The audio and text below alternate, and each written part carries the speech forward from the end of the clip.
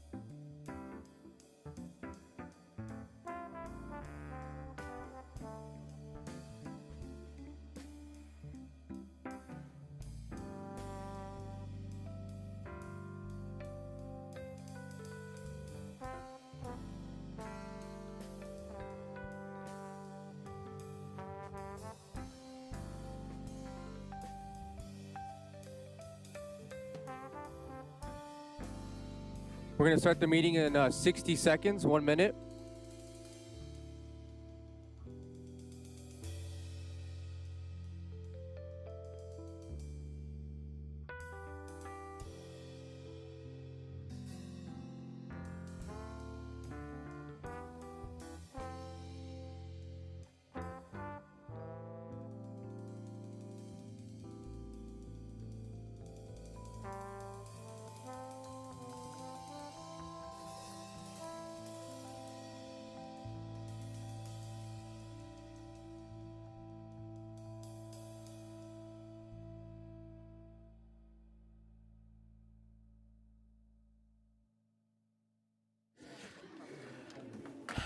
All right, ready?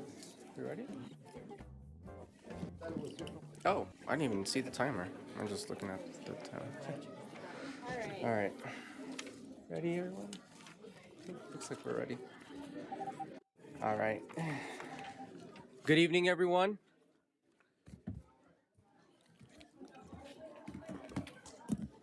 Good evening.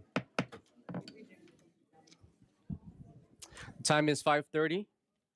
I'm going to call to order the regular meeting of the Adelanto Elementary School District. It is March the 10th, 2026, and again, the time is 5:30. We're going to roll call and quorum establishment. Ms. LeVay, Trustee Kraus? Kraus present. Trustee Kyer? Kyer present. Trustee La French? Left French present. Trustee Stewart? Stewart present. Trustee Soto? Soto present. We have a quorum. Moving on to number 2, the adoption of the agenda. Do we have any proposed additions, deletions, or revisions in the order of business? President Soto, did you want to do the Pledge of Allegiance first? Oh, yes, I do, actually. VP Kyer, please, you can lead us. If I could have everyone please stand and place your right hand over your heart.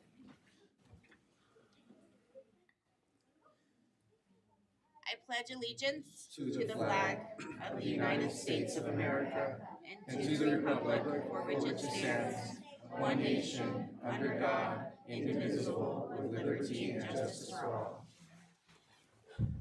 Thank you, Ms. LeVay. Moving on to now number 2, proposed additions, deletions, and adjustments in the order of business. Yes, we do. We do have an amendment this evening. Item 13.3, under new business, approval of Chromebooks.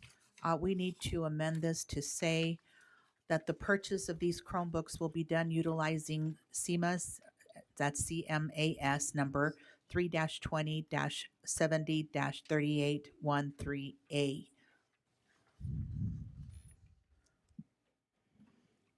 Okay. I have down SEMAs. Do we?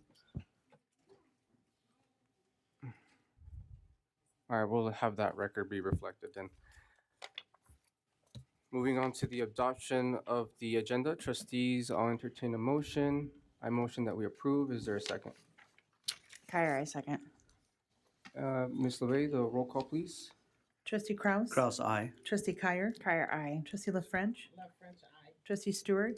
Stewart, aye. Trustee Soto? So do I. Motion passes 5-0. Oh, shoot. All right. Moving on to staff reports and presentations. Educational services, we have 3 schools for student showcases. Dr. Villegas. Absolutely. Thank you so much. This has got to be the favorite part of the board meeting for most of us. And good evening to all and members of the board and the El Danto families. Tonight we have a chance to celebrate the creativity and dedication and hard work of our students. And we will begin, like was said before, we have 3 schools. We will begin with Adelanto Elementary School, led by Principal Ramon Rizzo, where students will share some of their learning and practices they engage in every day. And then after that, we'll hear from Braddock Elementary School under the Principal Cristina Valenzuela, and they'll share the students' projects. And finally, we'll hear from El Mirage School with Principal Kendra Johnson, will highlight the creativity of their students. So please join them and please join us and give them a big round of applause as they come up. So we'll start with Adelanto.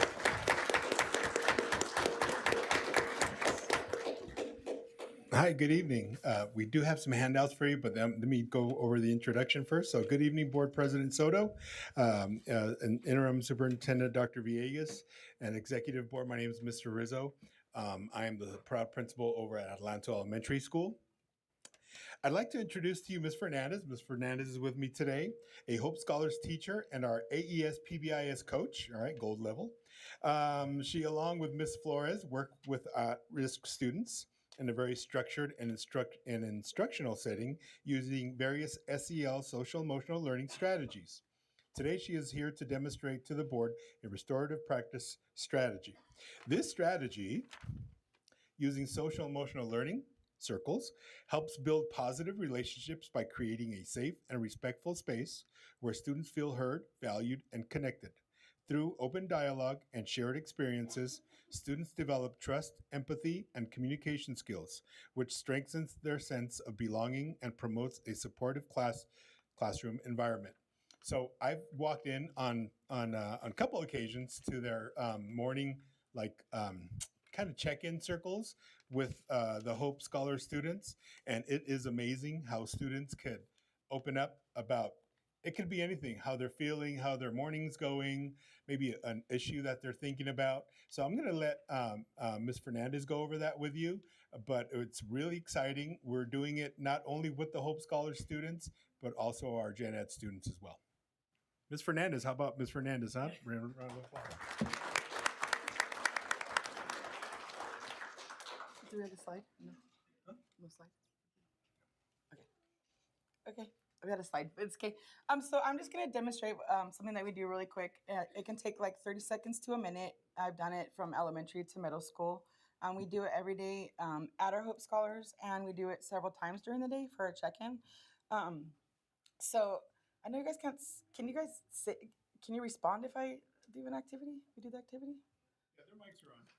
Is it okay? That's fine. Is that okay? Yeah. Okay. So just so we'll do it like with us, if that's okay. All right. So one thing that we do really quick to find out, because if you've ever asked some teenager or anybody like about their day or something, to get like one-word answers, how they're feeling, I don't know. So like there's not a lot of dialogue that happens. So at our school we use a 1 through 5 system. 1 is low, so like I'm here, I'm present. 3 is medium, I'm good, I'm okay, I'm functioning. And 5 is like, woo, I'm ready to go, I'm excited, I'm happy to be here. So I'm gonna just do it real quick and I'll explain it after. Yeah? Okay. So Mr. Cross, what can I start with somebody? So would you let me know 1 through 5 how you're feeling? So 1's low, 3 medium, 5's 5. 5? Well, I'm a 4. Okay. 4. In good fashion, I am a 5. 4. I'm a 5. Yes. 5. 4. Okay. Oh, Xenia. All right, perfect. So in that sense, in like just a few seconds, I was able to kind of see where everybody's at. So if you know me, I can have a lot of, I get excited really easy. And sometimes I'll come in as a 5 and the kids are like, whoa, like calm down, bring that energy down. And sometimes, you know, life happens and I'll come in like a 1 or a 2. I've had some health issues going in. So like I'm coming in kind of low. And so it gives me a vibe of kind of where the kids are at. Or like even an adult and my coworkers will ask like, what's your number? And so it kind of gives you like a 30-second idea of like where someone's at. And then through the day, I'll do a check-in. So like my 1s, that might be someone that I kind of check in after. When I taught 3rd grade, it was, there were some harder cases that came out of looking at those numbers. So that's something that we do every day. It's really quick. It doesn't require a big response, but then they can come back and talk to us about it. And the next part of what we do also is ask questions. So, And I already passed them out. oh, you passed them out. Oh, sorry. So we'll ask questions. There's a bunch, so I just gave a couple pages, so it's a get to know you. So, so our job is education, but at the end of it, we have to reach these students, and they're humans.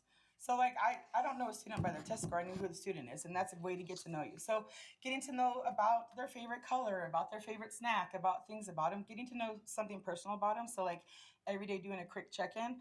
We also started Would You Rather, because sometimes the questions they don't want to answer right away. So we'll do like Would You Rather questions, something silly. So it kind of breaks it up and gets our day started. So we've been really implementing it at our school. We've been doing it with the PBIS, and it's interesting because a lot of the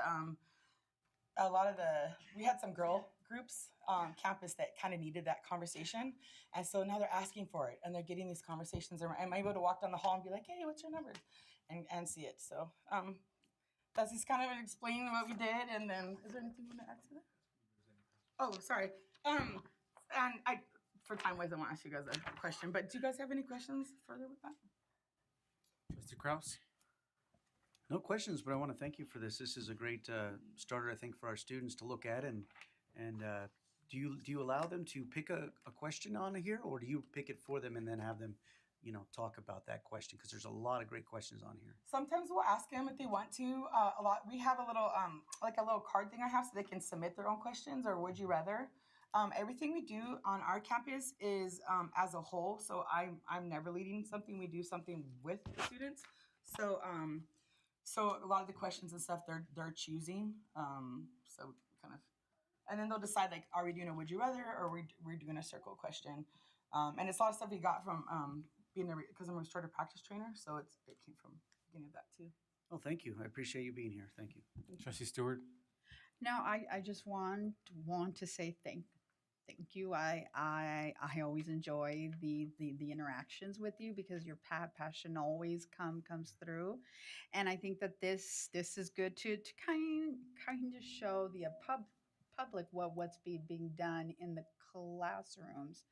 So it isn't just test, math, ELA tests. It's like, how are you feeling, which can really help the kids, get through with the day, because some do have a hard time, and some just like to share because they did have a great day. So it lets them share, and so thank you. Trustee LaFrench? Well, thank you for being here. I always enjoy hearing what's going on at the whole program, and I'm going to use some of these for icebreakers at my next agenda for work. This is pretty good to say, like, if your pet could talk, what would they say? Thank you. VP Kyer? Alrighty, I want to start this evening by saying thank you to both of you for being here, highlighting Adelanto Elementary School, and then also kind of giving us a glimpse of what goes on every day and the influence that our staff has on our students. It is essential we build those bridges. And I do have to give Adelanto Elementary School, that gold star, because you've always focused on the students and making them feel safe at school so that they can thrive. So thank you again. Thank you. colleagues, and thank you for being here. Thanks for your presentation. These are great relationship building activities, questions. So thank you. Dr. Villegas, did you want to add anything or?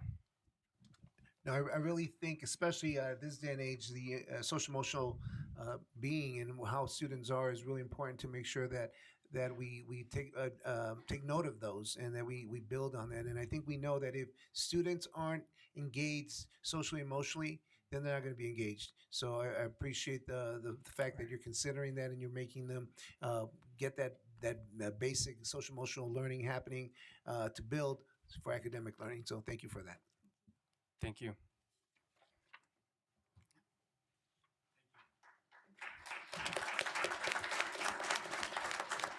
And next we have Braddock.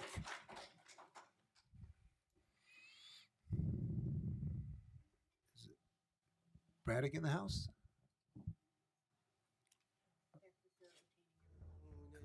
Oh, they're preparing.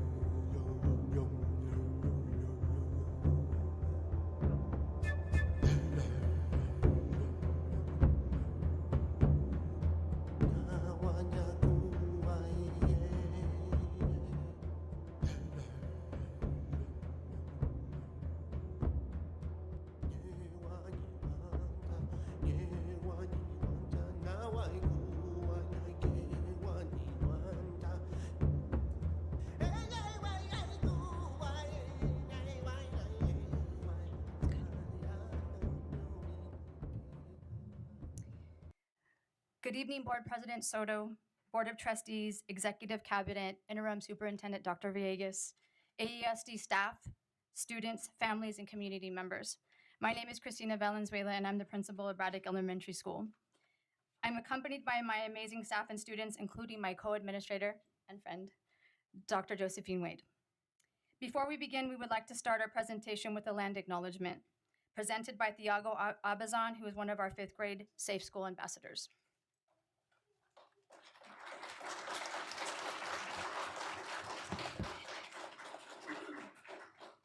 Before we begin our meeting, we would like to take a moment to acknowledge the land on which we gathered today.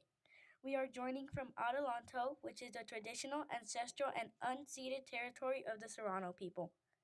We honor and respect the many diverse indigenous people who continue to have a deep connection to this land.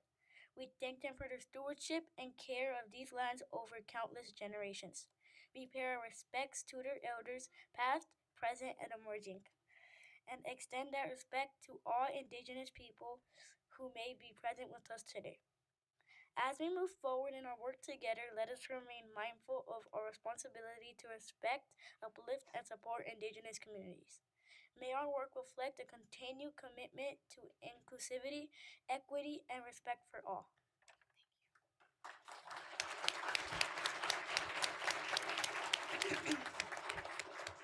The purpose of our land acknowledgement serves as a reminder of the importance of a strong foundation. A strong foundation ensures stability as well as longevity. Our community school grant became the foundation that allowed us to envision a series of different possibilities, beginning with our community garden. Our community garden, fostered by Mr. A, Ms. Corona, Ms. Navarro, and Ms. Melanie, has developed into a safe space for our students, a place where they can develop their life skills while contributing to the well-being of our community. Our dream to tackle food insecurity and instability has led us to the development of partnerships within and outside of our district. We are presently working with Bing Turner, co-founder of Heritage Farmers Market, to establish the first farmers market in Adelanto. We are excited to begin this new endeavor soon. With that said, we have extended our garden with the intention of creating outdoor calming areas for both our staff and students. Wellness continues to be at the forefront of our decision-making processes, and we hope that these spaces, when implemented, will continue to see positive results in terms of student outcomes and staff productivity. In the vein of positive outcomes, we have seen our parent and student engagement increase with introduction of our art programs. Last year, Arts After Dark increased our parent involvement, selling out within the first 20 minutes of each session being announced. Families just couldn't get enough. And after reflecting on our parents' feedback, we realized that art was the answer that we were looking for. This is why we developed an art specialist position at our site. The incorporation of an art program in our schedule has not only allowed us to expose our students to local culture, but also clearly demonstrated the impact electives have on core subjects. Additionally, Mr. Perez and his third grade class have developed a 3D printing program, allowing students to create and learn art on an entrepreneurial level. This has encouraged us to reach out to the CDE to see if we can become the first elementary CTE in the county. Thank you, Ms. Chi, Ms. Martin, and Mr. Perez for coming to us and sharing your magic. We truly appreciate you. Last but not least, our community school team has completely exceeded our expectations, developing partnership after partnership while providing new opportunities to parents, staff, and students district-wide. Our objective has always been to defy the odds. Simply put, we are only limited to that which we can dream. Donuts with dads, our mini farmers markets, beauty salons coming together to provide haircuts to students for free, SPED workshops, financial literacy training, and immigration support. The list goes on and on. We are grateful for what we've accomplished, but believe that the opportunity to have a building will allow us to expand our vision into something even better. The vision is shared by our governor, who is proposing that community schools receive permanent funding. We are ecstatic about that possibility and all the good things we know will come as a result of it. Finally, we look forward to continued district support and financial backing to help us realize our dream. We could not have accomplished any of this without you. At this time, we would like to conclude our presentation with a gift for each of you. Again, thank you for your time and your continued support. Have a great evening.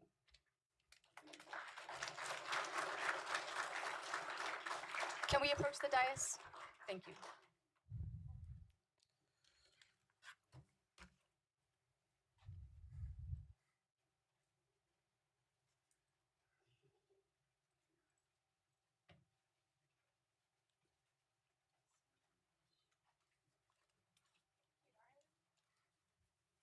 Thank you.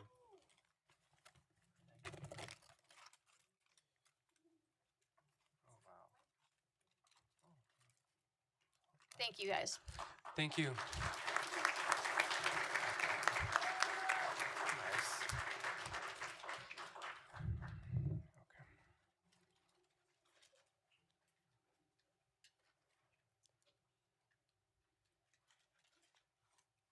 Dr. Villegas, next we have our next presentation. El Mirage. Yes, so now we have El Mirage under Kenter Johnson. Good evening to all the board members, to cabinet, Dr. Villegas, the audience that are assembled here and online. I want to say good evening to everyone. I just want to say my name is Kenter Johnson. I'm the principal. We like to say in Adelanto that we are the proud principal of our school. So I am the proud principal of El Mirage, and today I'm just going to go over a few highlights of what El Mirage has been doing. The objectives for tonight are to focus on the highlights of the school. The month of March is dedicated to Women's History Month, so we've been focusing on honoring the women that are very famous and also the mothers that are a part of every child's life. We're going to be learning tonight about Velma Rudolph with some of the presentations that the students from El Mirage have given to us. And we want to connect, last but not least, we want to connect to the power of perseverance through a student. So in this picture, what we're seeing are the kids in El Mirage, at El Mirage. You see us assembled, and we have a campaign in Adelanto where we talk about Thrive 95, where the goal is to get 95% attendance in every month. We want to have kids coming to school And if we can't, if they're not coming to school, we want to know why they're not coming and try to encourage them to come. So this day here that you're seeing was just a simple assembly of us getting together and trying to encourage our kids to come to school and reminding them of the importance. I want to say that El Mirage is a small school, but we have mighty classrooms. The kids are learning coding. Coding is a skill where you are putting in a code to a computer, and the computer is giving messages, and whether it be a web page or whether it be movement. And in some of these work samples, you're seeing both of those. You're seeing, I think, in the upper left corner, or you might see in where it's you see a yellow picture here. Those actually move, and they were programmed by the students. You can see the students inside of the classroom working on their coding, and that's what's going on at El Mirage. We also have a program called Future Business Leaders Association, where it's also known as FBLA. And in this picture, what you're looking at is this was a day where students were able to go to Officer and Advisor Training Day, and they're very proud of their positions as president, vice president, secretary, VP of vice president of events, and historian. And we have a lot of kids. They were able to go to conferences. Recently went to Los Osos High School where they had competitions. We're very proud of the FBLA program, and we do anticipate having more updates to the board on what's going on. At El Mirage, we try to really incentivize the students to read. I'm proud to say that we have been improving in our measurements. Students have shown growth, and we want to continue that growth. And so what we did was we invited the firefighters to come out and read to the students. The students really, really enjoyed it. And it just was a way to really get the young ones involved in reading and encouraging that. So also to highlight on another note, this last fall, we had a fall literacy night where parents were able to come out. We had vendors, and we had a great time. So this is our FBLA competition, Business, excuse me, Future Business Leaders Association teaches our children how to dress for success. We teach them about career opportunities. And so what you're seeing here is a photo of students that are dressing like future business. You see them in shirt and ties. You see them in suit coats. The ladies are wearing dresses as if they are ready to go and choose a career. This is a message to the board members from El Mirage students. We have a student here. His name is Cody. I don't know if he's in the audience tonight. I don't see him, but I did let him know, him and his mom know that he would be giving a message to the board members. So if we can press play. Hello, board members. My name is Cody, and I wrote about Wilma Rudolph. She was an Olympic champion. She won 3 gold medals. Wow, she's fast. Okay. So Cody is a first grader, and he did some research on Velma Rudolph. We have a lot of young researchers at our school, and what he discovered was that she was an Olympic champion. She won 3 gold medals, and that she was fast. I'm sorry about the audio issues. Next slide. So we'd like for a board member to, we want to get a little interactive here. We'd like for the board members to participate in reading, and then we'd like for the audience to read the next slide. So if we could have one board member volunteer to read this first sentence. We can go whoever wants to read, want to turn on their mic and read it out. Or does it? Trust French? Wilma was born prematurely at 4.5 pounds. Isn't that amazing? She was born prematurely at 4.5 pounds. Audience, what do you read? Can we have the next slide, board member, the second board member? Can we read this? VP Kyer. Wilma had several childhood illnesses, including pneumonia, scarlet fever, and polio. Audience, can you please read? Next sentence, board members. Trustee Stewart. Rudolph wore a leg brace from age 5 to 12 years old. Audience. Next sentence. Trustee Kraus. For 2 years, Wilma made weekly bus trips 50 miles from home to receive treatment to regain the strength of her weakened leg. Audience. Last sentence. Rudolph wore an orthopedic shoe for 2 years. Audience.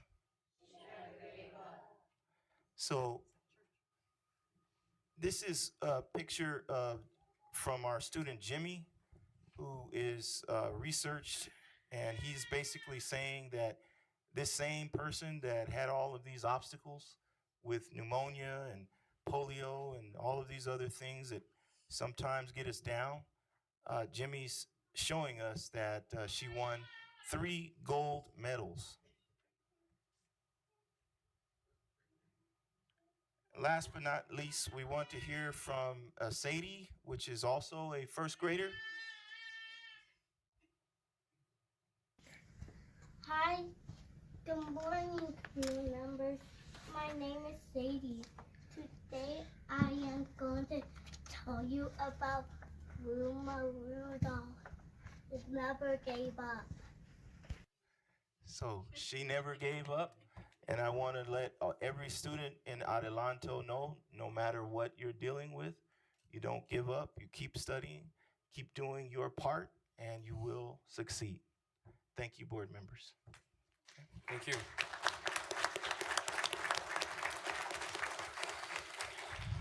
All right, moving on to Educational Services Staff Report of the Williams Settlement Second Quarterly Report 2025-2026. Dr. Villegas. Yes, I'd like to introduce Dr. K, who's going to share a little bit of what we're going to see. I'm just going to tell you real quick, we didn't have any complaints for the second quarter, and we're real proud of that. Thank you. Thank you. Moving on to number 3, presentation of the Community Facilities Development Formation by Jesse Landry, Key Analytics. So, Mr. McAlpin, if you can speak to this just a bit. Thank you. Yes, we just thank Jesse Landry for coming tonight to discuss the CFDs in relation to some that have been in the past and then the upcoming CFDs that the district will be working toward. Thank you, Jesse, for coming again tonight. Thank you, Mr. McAlpin. And good evening, members of the board, members of district staff, and members of the public. My name is Jesse Landry, Vice President at Key Analytics, and our firm assists the Adelanto Elementary School District with the administration of its community facilities districts, or CFDs. So I have a quick presentation I'm going to walk through. We're not taking any actions tonight. This is really to prep the board, answer any questions, as we'll see a slew of items coming forward over the next couple of months. Very similar to processes that we've done over the last 3 or 4 years that I think the board's familiar with.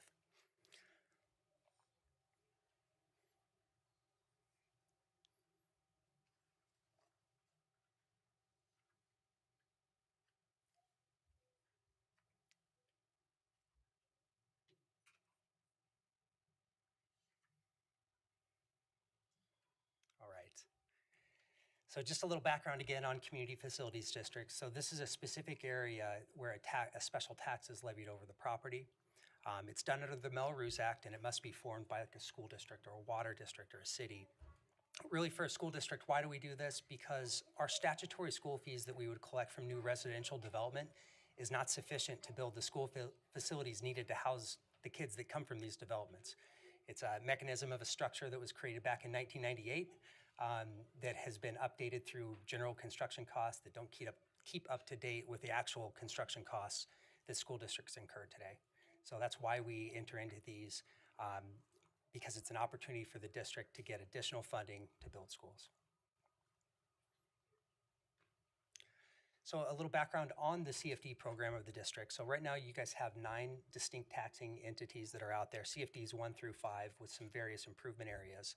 I referenced before, this is going to be similar to the processes we've done in the past. Go back to 2021, 22. We did a change proceeding for CFD number 4. That changed the tax rates to account for a new development that D.R. Horton was putting in. They completed that project, the Santolina project. And then a couple years ago, we completed a very similar process for Improvement Area B and Improvement Area C of CFD number 1 that are no longer on the list. We got rid of those. And then we created CFD number 5 with its 4 improvement areas. D.R. Horton completed that Santolina project. School district issued bonds, received funding for school facilities. And then D.R. Horton moved across the street. This is all near West Creek Elementary. Moved across the street and started developing that this year. So we've just started to levy a tax for the first year, and we'll be back in front of the board over the next several years as they get enough development to issue bonds and fund more school facilities. So this process is going to be very similar to that last one that we completed in 2024, where we're taking CFD number 3, taking a portion of it, getting rid of it, and creating something new that fits it. This is the last one like this. I'll promise on that, because all of these CFDs that had these issues were ones that were formed prior to the Great Recession. Projects were created. They were based on what was going to get built back then. They're formed. They sat there. Some of these sat there dormant for 20 years. And then once a developer came in and was ready to start to build, that old CFD didn't make any sense anymore. And that's a similar process we'll talk about today. So a little background on CFD number 3. This was originally formed, again, 2006. They set it up in 2 different areas. You'll see down there at the bottom right. Area 1 had 80 planned units, and Area 2 had 146 planned units. So Area 1 built, today you can see though what happened there. You'll see at the bottom left, 34 units built in 07, 08, and then stalled out and nothing happened for 13 years. Somebody came back and built the last few units, and now they have 80 units that are there. Currently, that CFD number 3 will end in 2050-51. So what's happened is Area 2 was purchased by Legacy Homes recently, and they're coming in and wanting to build 142 homes on the property. As it stands right now, they would live within CFD number 3. A couple issues with that. They're building much smaller units, and the tax rates for CFD number 3 are based on things that would be larger units. So they want to lower down the special tax amount that would be levied on these 142 units, extend out the special tax duration, because right now if they end in 50-51, it takes them 5 years to get developed. The district will not be in a position to issue 30-year special tax bonds, which was the original intention of the CFD back in 06. So because it's sat dormant for so long, for 20 years now, that CFD doesn't work with the timing constraints. And they also offered a mitigation payment that would be representative of 150% of statutory school fees. So as I mentioned, this is the reason why the district engages in a CFD program. So in order to align with those new developments, so we've been negotiating with that developer to look for an opportunity to both lower down what the annual special tax would be on the property, and then increase what they offered with that 150%. So we've had an agreement from Legacy Homes to move that mitigation premium up to 160% of statutory school fees. So we'll get a little bit more money for the school district, and then eliminate what they had proposed, including JCFA partners. We've eliminated those. So we actually, kind of best of both worlds, we're able to lower the special tax that's going to be levied on the community and increase the funding for what Adelanto would receive whenever it is time to issue bonds.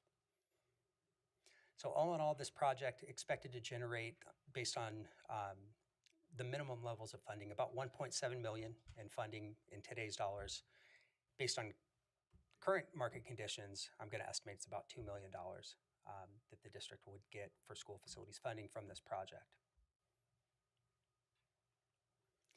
So a little bit about next steps. So we'd be looking at the April meeting to come, again, with that slew of documents. This is what we call the resolution of intention action, where we start the process for forming the new CFD number 6 and dissolving at least the 142 units, dissolving CFD number 3 for them. We'd set a public hearing and come back on May 26th, where we'd hold a landowner election and finalize the process. The timing is important in this one because Legacy Homes has already begun to pull building permits for properties. In this process, if we are going to do a fix of this process, it needs to be completed before they start to sell homes, and that's projected for this summer. So they're moving out there, they're moving dirt and going vertical on homes on the model units right now.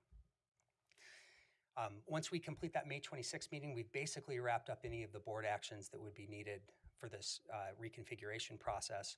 We'd record the liens for the new CFD number 6 and then dissolve the liens for CFD number 3 off of the property and fulfill that replacement. What happens then, as the property develops, we'll levy a special tax. Once so much development happens, then we'd be in a position to issue bonds and access that $1.7 to $2 million for school facilities funding. Awesome. Thank you. Any questions, trustees? Trustee Kraus. Yes, thank you, President Soto. Thank you, Mr. Landry. I do have a question. If we can go back to slide 3 in your presentation, if staff are able to pull back up slide 3. It's called CFD number 3 background. And looking at the map while they're pulling that up on there in the bottom right, it's my understanding when I looked at this on Google Maps, this is south of currently the closest schools will be West Creek, Melva Davis, and Gus Franklin that are up there. I believe West Creek, and then I know Mojave is the border for the middle school.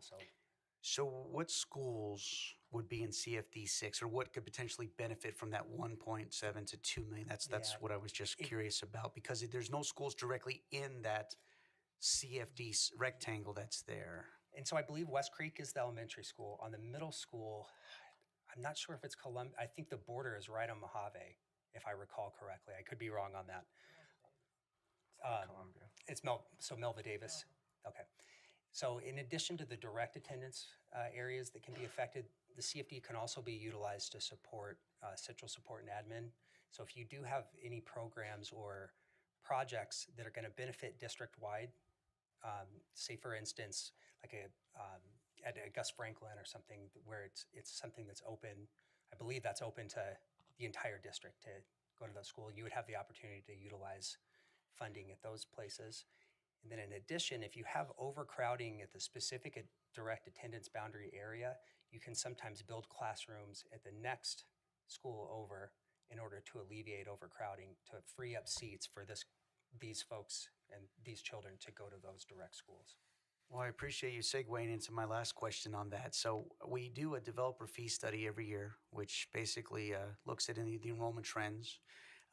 Do you know if the 146 houses in here have been calculated into our latest developer fee study? Because that could affect enrollment at either West Creek, or to the east we have Braddock and Victoria McGaffin. So I'm just curious to know if there's been an opportunity to explore what that might. 146 could be 146 new students. Not saying that every family's going to have children, but what are your thoughts on that? Yeah, this would definitely be incorporated into the next fee study justification report. I think currently we're working on that right now, so I think we'll be coming back probably at that May, I think is our target date. So when we'd be taking the election action, we would be coming back with an updated fee justification study.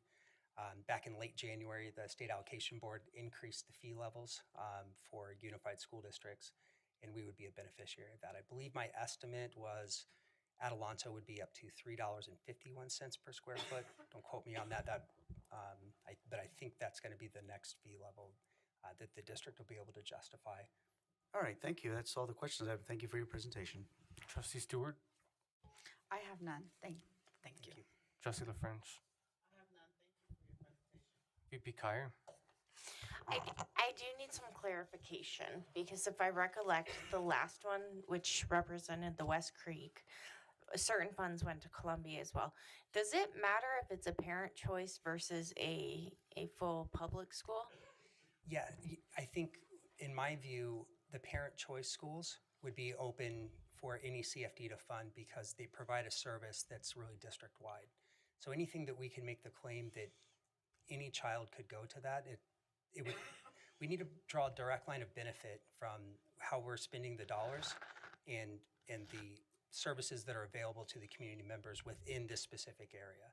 So if we can make that case that there's a classroom or an educational program that's provided on a district-wide basis, then that would be something, the facilities of which would be eligible to be funded. With CFDs, they have to fund something that's tangible, that has a real life of at least 5 years or more, a useful life of 5 years or more. Okay. So, because we have 2 parent choice schools right near this, and I was just curious how that works. So they both would be eligible to receive funding. Perfect. Yeah, so really you have your direct attendance boundaries, all those district-wide kind of service facilities, central support and admin that support those classrooms, and then that other mention that I had said about alleviation of overcrowding at the direct school site can allow the ability to fund a classroom or two across at the next school district to alleviate overcrowding. Perfect. Thank you. Thank you. And well, I had one question. Something came up. What is a landowner election? So a landowner election is one, if there's less than 12 registered voters in an area, you can run a landowner election. And that's how these CFDs or community facilities districts are typically formed. They're typically formed by a developer who is a single landowner entity. And so the way that works is because in order to levy a tax here in the state of California, you need voter approval. In order to issue bonds, you need voter approval. So that process for a CFD is done through a landowner election where they grant the CFD, which is a separate governmental entity from the board and from the school district. It allows that CFD the ability to levy a tax and to issue bonds. And so that's the frequent mechanism that's used to form CFDs is through a single ownership entity, a landowner. And then as homeowners purchase those properties, they have to be notified of that. They sign a notice of special tax detailing the dollar amount, the length of the tax, and what types of facilities can be funded before they can purchase the home. Thank you. That's all I have. Thank you for the presentation. Appreciate it. Thank you, everyone. All right, moving on to number 4, presentation of fiscal year 2025-2026 second interim report. Dr. Villegas? Yes, thank you so much. And this is a really important presentation as it really provides us a sense of our fiscal health and where we are at this point in the year. Part of the regulations for school districts are that they report first interim, second interim, third interim during the school year. And this is part of the second interim. So today we're going to look at current year and projecting out 2 years ahead to see where we are. One of the things, you'll see some difference between what was projected in first interim to the second interim, because some assumptions have changed. And so, and that's what the team is going to go through. So I'd like to introduce to you Mr. McAlpin, who's going to lead and his team. So welcome and thank you. All right. Thank you, Interim Superintendent Dr. Villegas, and then good evening, President Soto, Board of Trustees, Executive Cabinet, and then community staff, and I don't know if there's any students left, but thank you all for being here this evening. So myself, and then, excuse me 1 second, I just need to do, our screen's blocked. No, it's a pop-up. Oh, there we go. Got pop-ups at a board meeting. So myself, and then we also have Mr. Zach Clemish, the Director of Fiscal Services, here to present on the second interim fiscal report for 25-26. And again, this report tonight will be sharing some of the timeline overall of what second interim is, the certification process, and then we're going to kind of dig into the data about that made up the numbers of second interim, and then we're going to complete it with some of the next steps that we're going to be talking about in terms of going forward for the rest of this year and the 2 out years. But the first slide I would like to share is we were talking about this in cabinet this morning and just wanted to include this because sometimes I think we get so caught up in the numbers and all these other things, but we just wanted to bring tonight just the mission, vision, and value statement that is on the district's website. We just want to make sure that we never lose track of what that is, and I really appreciated this part of the mission statement where it says, to equip our students with the skills and knowledge to thrive in a diverse world. So just kind of want to share that as we begin talking about the numbers. And the first slide we'd like to talk about in terms of what the second interim is the overall reporting cycle. And you can see from this slide, these are all the different reports that we have provided this year. And as you can see, based on the big circle, we are currently at the second interim for 25-26 in March. And this will be followed now by 3 additional reports that will be progressing throughout the rest of this fiscal year. And again, a fiscal year for school districts is July 1st through June 30th of every year. So just to keep that in mind, it's not similar, not the same as a calendar year. So again, a fiscal year, July 1st to June 30th. But in May, we will be presenting on the third interim report for 25-26, followed then in June by both the budget public hearing and budget adoption. So in terms of a timeline for second interim, this again is the actual financial data through January 31st, 2026, with revised projections for the remainder of the fiscal year, along with updates to the multi-year projection. And why I just wanted to read that bullet point specifically is just draw your eyes, because I think it's important to remember that what makes up the second interim are the actual data, so the word actual is in there, and then as well as projections. So again, it's kind of both. It's not specific to just projections or actuals. Both of those are incorporated throughout this second interim report. Very similar as well to the first interim report in terms of what the data and what makes it up. Again, the first interim report was through October 31st. So again, second interim is just giving us an updated through a timeline of January 31st. And as we're going to talk about in a moment, but it requires a certification for the district's ability to meet its financial obligations for the current year and 2 subsequent years, which again is the multi-year projection, and the board will approve this on or before March 15th. So in terms of a certification, and we've gone over this before in the past, so some of these should be look familiar, but in terms of the 3 different types of possible certifications that a public unified school district like AESD can have would be a positive, a qualified, or a negative. So in terms of the second, for second interim, the result is going to be a qualified certification. We're going to go through that tonight of why it's a qualified versus a positive, but just wanted to kind of read the sentence as well. The district may or may not meet its financial obligations for the current fiscal year or 2 subsequent fiscal years. And that's why on the prior slide where we talked about some of the different reporting times that are going to be done, that will now require the district to do a third interim report again by the end of May. So what does all this mean in terms of, we have some data down here at the bottom. So in terms of having a positive certification, that would be that the district maintains a reserve level or a total available reserve percentage of 3% or higher. And where that 3% comes from is based on the student size of the district. So again, AESD, based on its size, to be positive would need to be at 3% or higher.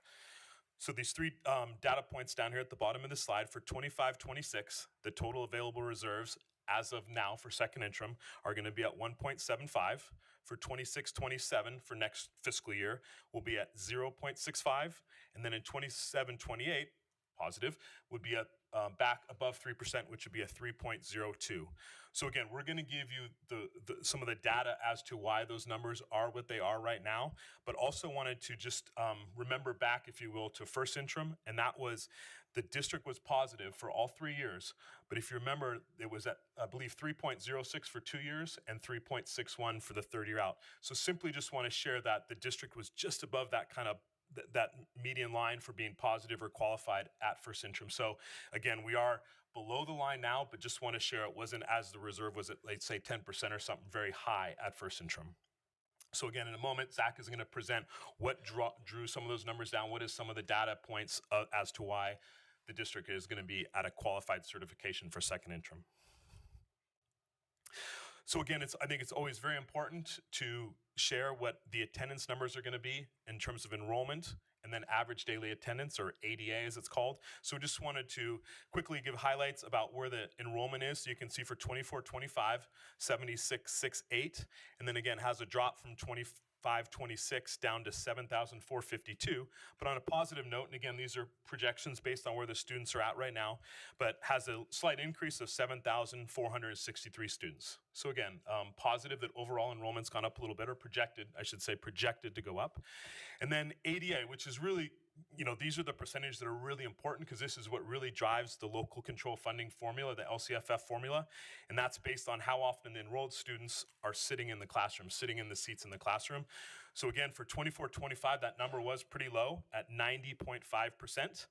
And then on a positive note for 25-26, the first interim average daily attendance was projected to be around 93.9. Now you can see we've dropped it down a little bit, and that is because, again, maybe that was a little bit high based on the beginning of the year. And a lot of times that happens, if you will, right? Students are always coming to school at the beginning, and then as time goes on, they kind of drop down. So we just want to make sure that we're following the trend of what it looks like it's gone down a little bit. And obviously we'll keep the board updated because these numbers are truly what really drives the overall revenue of the school district. So these are very important. So just want to say, with the Thrive for 95, I know Mr. Johnson referenced that again. This is positive overall, that if you look back at 24-25, it's obviously gone up. So that's a good thing overall for the district.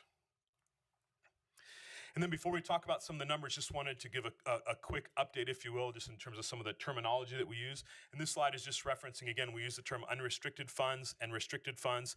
We gave some examples on here, but again, unrestricted are dollars the district can allocate at its discretion to support general operations, and needs, and then restricted dollars that are legally required to be spent only on designated programs or activities following strict usage guidelines. So again, just wanted to reiterate those terms again, as we're going to be talking about those on a few of the next slides. So at this time, we'd like to introduce Zach Klimish.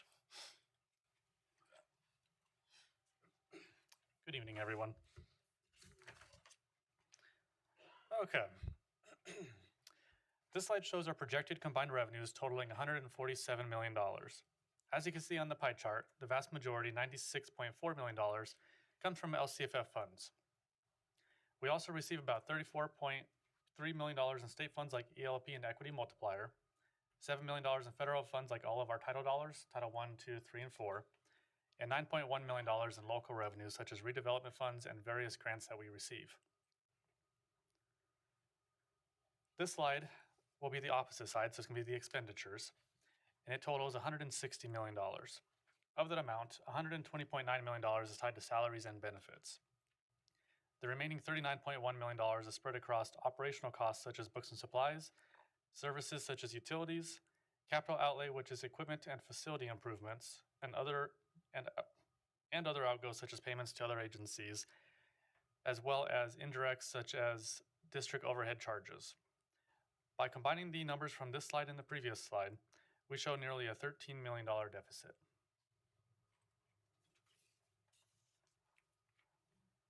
Here we are comparing the unrestricted ending balance from first interim to second interim, after updating revenues and making other adjustments, such as revised COLAs and updated enrollment in ADA. We start with a lower beginning fund balance as second interim due to entering the 24-25 audit adjustments. By combining the updated revenues, contributions, and expenditures, as shown with the arrow, we are left with a deficit of about $2.1 million at second interim compared to the lesser deficit at first interim. This is due in part to increases in contributions and slightly lower revenue estimates from ADA and interest income. After applying the deficit to the beginning balance, the ending fund balance is our total projected cash at year end. This slide compares the restricted ending fund balance from first interim to second interim. At second interim, our beginning fund balance remains the same. Revenues have increased after adding in a SELPA out-of-home refund to SPED, as well as adding in additional Learning Recovery Block Grant funds. Expenditures have decreased mostly due to dropping out dollars that look to be future fallout in Equity Multiplier funds. A fair amount of our restricted funds are categorized as unearned revenue, meaning the revenue and expenditures must match at the end of the year. In other words, they net to zero.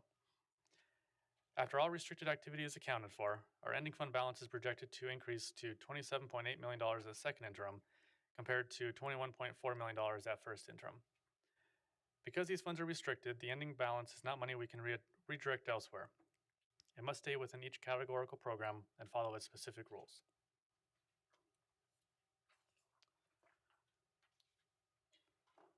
This slide combines the previous two slides, the unrestricted and restricted fund balances, into our full general fund picture.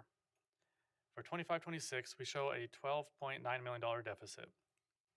This deficit is largely due to spending down restricted program reserves for the current year, which is intentional and expected, as these funds are used for their designated purposes before any possible expiration dates.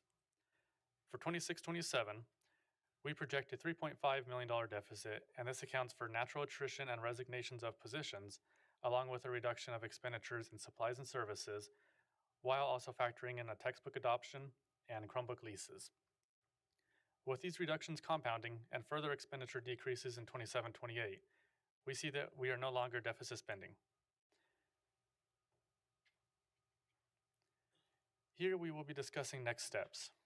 Firstly, in preparing for second interim, we started taking a deep dive at all department and site budgets. Moving forward, we will continue doing so and plan to collaborate with all department and site leaders, ensuring all expenditures are necessary and fully utilized.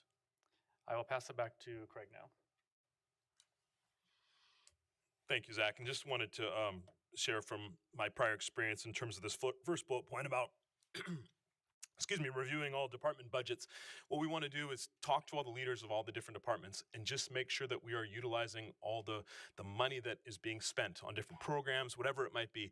When I was a CBO years ago, I walked around, I was going to sign a contract for a program that we were using. I walked around, started with a few conversations, and started feeling like nobody's using this.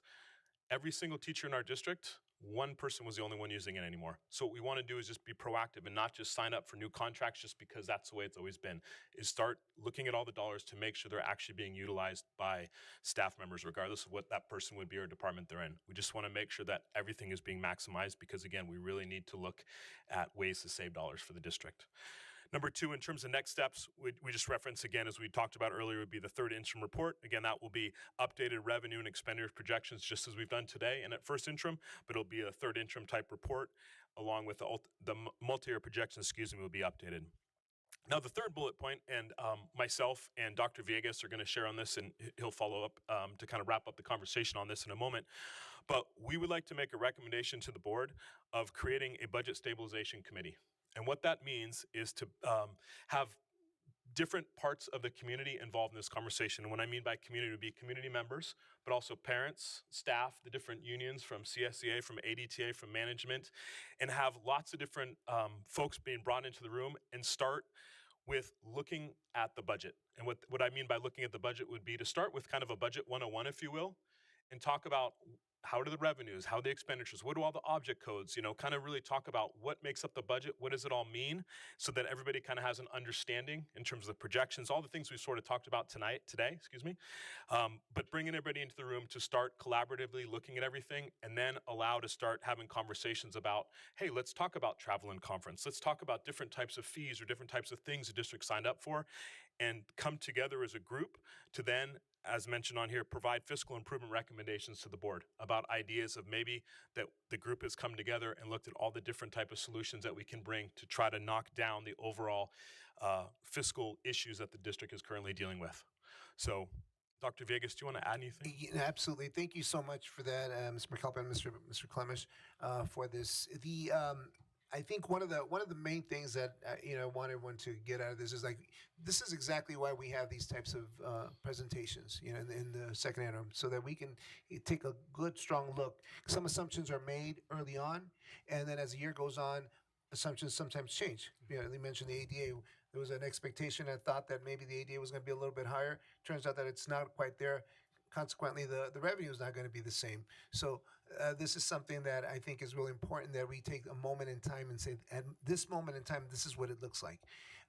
And the way the budget looks right now, we are going to have to take a strong look at all the dollars and where we are. And I think the idea of a committee would be to have all stakeholders really fully be aware. And it's going to be a standing committee of specific people that come. So it's not a revolving door of different people, but it is members from the community, from all stakeholders, from educational partners, but it will be the same people that come together is the proposed idea, so that then we can look at what are the areas that would best, most impact our students. And one of the commitments that I think we all have is that the dollars that we use are impacting our students, because that really at the end of the day is why we're here.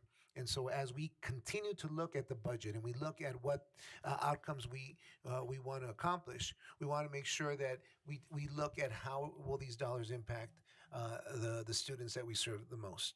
But we're looking forward to taking this on. I think when these kind of situations happen, it's an opportunity to look at various things, reevaluate and reprioritize certain things, as was said earlier.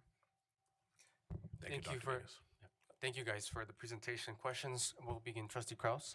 Yes, thank you. And thank you, Mr. McAlpin, Mr. Clemish. And on the very last page, we are thanking Sylvia Marin. I know that she works in the budget office and has worked with your team as well on this presentation. So thank you to all three of you. I did have some questions on, if we want to turn back or you want to reference. Sure. Slide number 6. Slide number 6, local control funding formula attendance numbers. So when we're looking at the enrollment from 24 to 25, it went down by about 216 students. You may not have the answers tonight, but I think that might be something to look into, where those 216 went, why they left, and how we could possibly bring them back. because we see a big decline there, but then the next year it goes up by 11, which is positive, at least projection-wise, right, on there. So maybe perhaps as we move forward on looking at third interim, that could be something to bring those students back, even though we're based on ADA funding. Enrollment contributes to that ADA number. The 93.9% there for the first interim you have, was that P1? Do you know? Was that the P1 number right around there that we, the 93.9? So 93.9 would have been right before P1. Okay. That's what we were hoping we were going to get. Right. But ADA is based on P2, which will be end of March, beginning of April. So looking at the future months, that's why we're dropping it down to the 92.7 where we're currently projecting or Got it. Thank you for that. And I know that the district had been doing Saturday school and somehow it sort of went by the wayside, but I would hope that as we move forward, there's probably not much time between now and P2 in April to bring that back. But for next year, the years as we move forward, perhaps something we can look at, bringing back to recapture that revenue for our ADA, but also for the children's education that is missed. All right, moving along to slide number 12, the general fund combined multi-year projections. So one of the things we see there from the general fund on there, we've got a drop of about $3 million in revenues from 25-26, but then it goes back up $4 million in 27-28.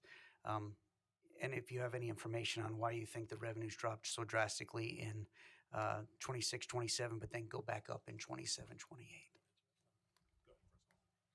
So a majority of that's going to be factoring in the Strive for 95. The campaign, that's the word I'm looking for. So in that third year out, we're not quite up to the 95 that we're projecting, but we are steadily increasing it, hoping to get closer to the 95%. Great, I appreciate that, and I do apologize. I missed one of my other questions. Let me find the slide about the deficit spending. Back on slide number 10, this was my last question. I do appreciate your time, gentlemen, on this. On the slide, when we look at the contributions, 25-26, we have 20.5 million, but then it jumps up in 25-26, the second interim, by about 1.9 million. That's a huge increase in the contributions, which means that we're moving money from unrestricted general fund to a program or to sources on the restricted side that are incurring those expenditures. So from from first interim in December till now has only been a few short months. Is there any way you could elaborate on where that 1.9 or the bulk of it perhaps is being contributed to, what program or programs? Because that again is a big chunk of money from December till now to March as a contribution.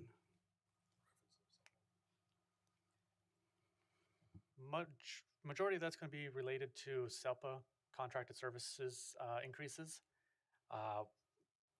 With inflation and rates across the state, everything is climbing. The majority of that's going to be SELPA related. And SELPA is? Special education. Got it. Thank you so much. I appreciate it. Thank you for your time this evening, gentlemen. Thank you. Trustee Stewart?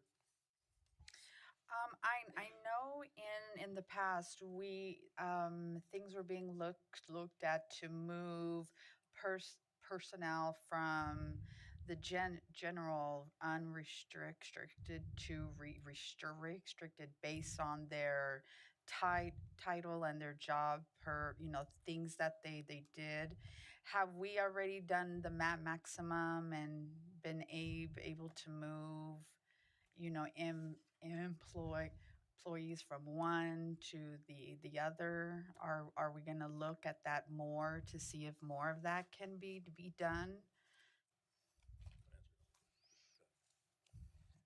Yes, we are always reviewing all positions and funding types. And when we start diving deeper in, we'll look at seeing if we can rearrange some of the positions. But in the past, we've always done that on like a quarterly basis. We review all positions and funding. But yes. Okay, thank you. And the goal is obviously always to use restricted dollars first. Because again, those are, the money is given for the students of this year, for the 25-26 year. So we always want to utilize those as best we can, maximize those first before the unrestricted dollars. Okay, thank you. Trustee LaFrench? Okay, I want to start off by saying thank you for your presentation, and I want to thank all three of you, the interim superintendent, everyone for meeting with me on Monday because it provided me with so much clarification that I greatly appreciated. I was included. I appreciate that. So, one of the questions, a couple of questions that I do have is as far as what we talked about. I was asking about advertisement for us. I think that sometimes without having advertisement of what it that we're doing in Adelanto, that it doesn't get to the entire community or the entire public because sometimes parents, you know, being a parent myself, you move your children according to where you think that they're going to get the best education.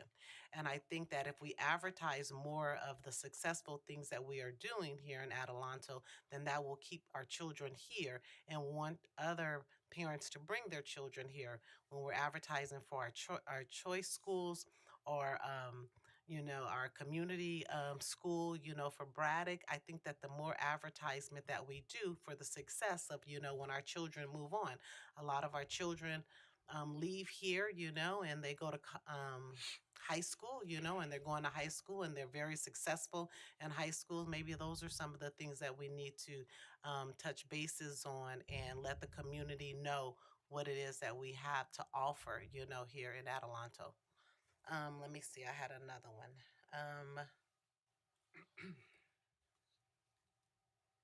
When it comes to understanding what's going to be our timeline, I know that you guys touch bases on a lot of things that I was going to ask, but I knew the answers anyway. But then you had the presentation. What do you think our timeline is as far as what does it look like trying to get? I know we say thrive, thrive, thrive, thrive, right? What else are we looking into? Because I do think that the meeting of getting everyone together, that's an excellent idea. So everyone gets a clear understanding on where we are and how we got here and how we're going to move forward. But what do you think that, do you have something else that you're thinking that would help us besides the Thrive to be able to bring our enrollment up? I know that we talked about maybe if there's some other type of platform. What do you have any other idea? Well, one of the things that we talked about just tangentially, and I know it was mentioned just a little bit ago, is ways of making up for our attendance. So you know, the Saturday Makeup Academies that would help make that make up attendance on an ongoing basis. You know, there's different legislation now that allows students to be able to make up their absences through an independent study process that is relatively new that we could be able to tap into. But I think the other piece is also perhaps looking at other services that help us market what we have at a elevated level. And so we're looking into that to see cost analysis, whether or not the investment in putting some money towards a company that would help us not necessarily market the schools, but being able to monitor the attendance and support the idea of increasing the attendance rates through incentives, through pushing the messages out there by making sure they follow up. There's some companies out there that do that, and we're looking into that as well, and mechanisms that we can put in place to help lift that. But overall, I think messaging to the entire community that attendance matters and it's important, and that we need to have our students in school. That'll really make a big benefit. And so I don't think it's one answer. I think it's a multiple answers. And I think that if we all commit, and that's us at the district level, our board, school sites, and we say, you know, we all need to make sure our students come to school, not only because it helps us with these types of matters, but because that's when they learn. And we make sure that students are able to come to school on a regular basis. That's going to help us in the long run. But all of those pieces together is what we're talking about. But I think part of the idea is coming together as a team. And that stabilization committee will also come up with some ideas, not only to say where are we going to reduce, but how do we generate more revenue? And that's one of the ways. Thank you. Thank you. VP Kyer? Alrighty, good evening. I will keep my comments short. I too had a meeting with these two fine gentlemen and Dr. Villegas last Friday. I wanted to take a moment and, express my gratitude for we were able to sit down and have those tough questions answered, not to mention also give us the idea of the next steps moving forward. I think your budget stabilization committee is a fantastic idea. We're bringing everyone together at the same table. So not only do we get the real picture of what's going on, but we have the ideas that our community can instill for us to move forward and be proactive. I think that is a massive step forward with the inclusion of community, along with us as the board, giving us a better understanding of where we are, what trials and tribulations we will be facing, but also the hope that we know that we're going to get through it and we're going to go ahead and stabilize it, and then we will thrive. Thank you so much. Thank you. Thank you. I didn't have much questions, but something did come up. I wanted to touch on real quick. Oh, at the last interim, it was shared that we were taking money from our reserves and that the district has been doing that for years. So I'm wondering if that was something that came up during the budget review, what the district is doing to stop taking money from the reserves and if that. So my question is, what is the district doing to make sure that we no longer are taking money from our reserves? I wasn't here at the first interim report, so I don't. Do you have any clarification on it? I think that relates to the deficit spending. So that goes into reviewing all expenditures, trying to increase revenues with ADA and enrollments and stuff like that. But if we can eliminate the deficit, then we can start building up reserves again. Okay. And then, Dr. Villegas.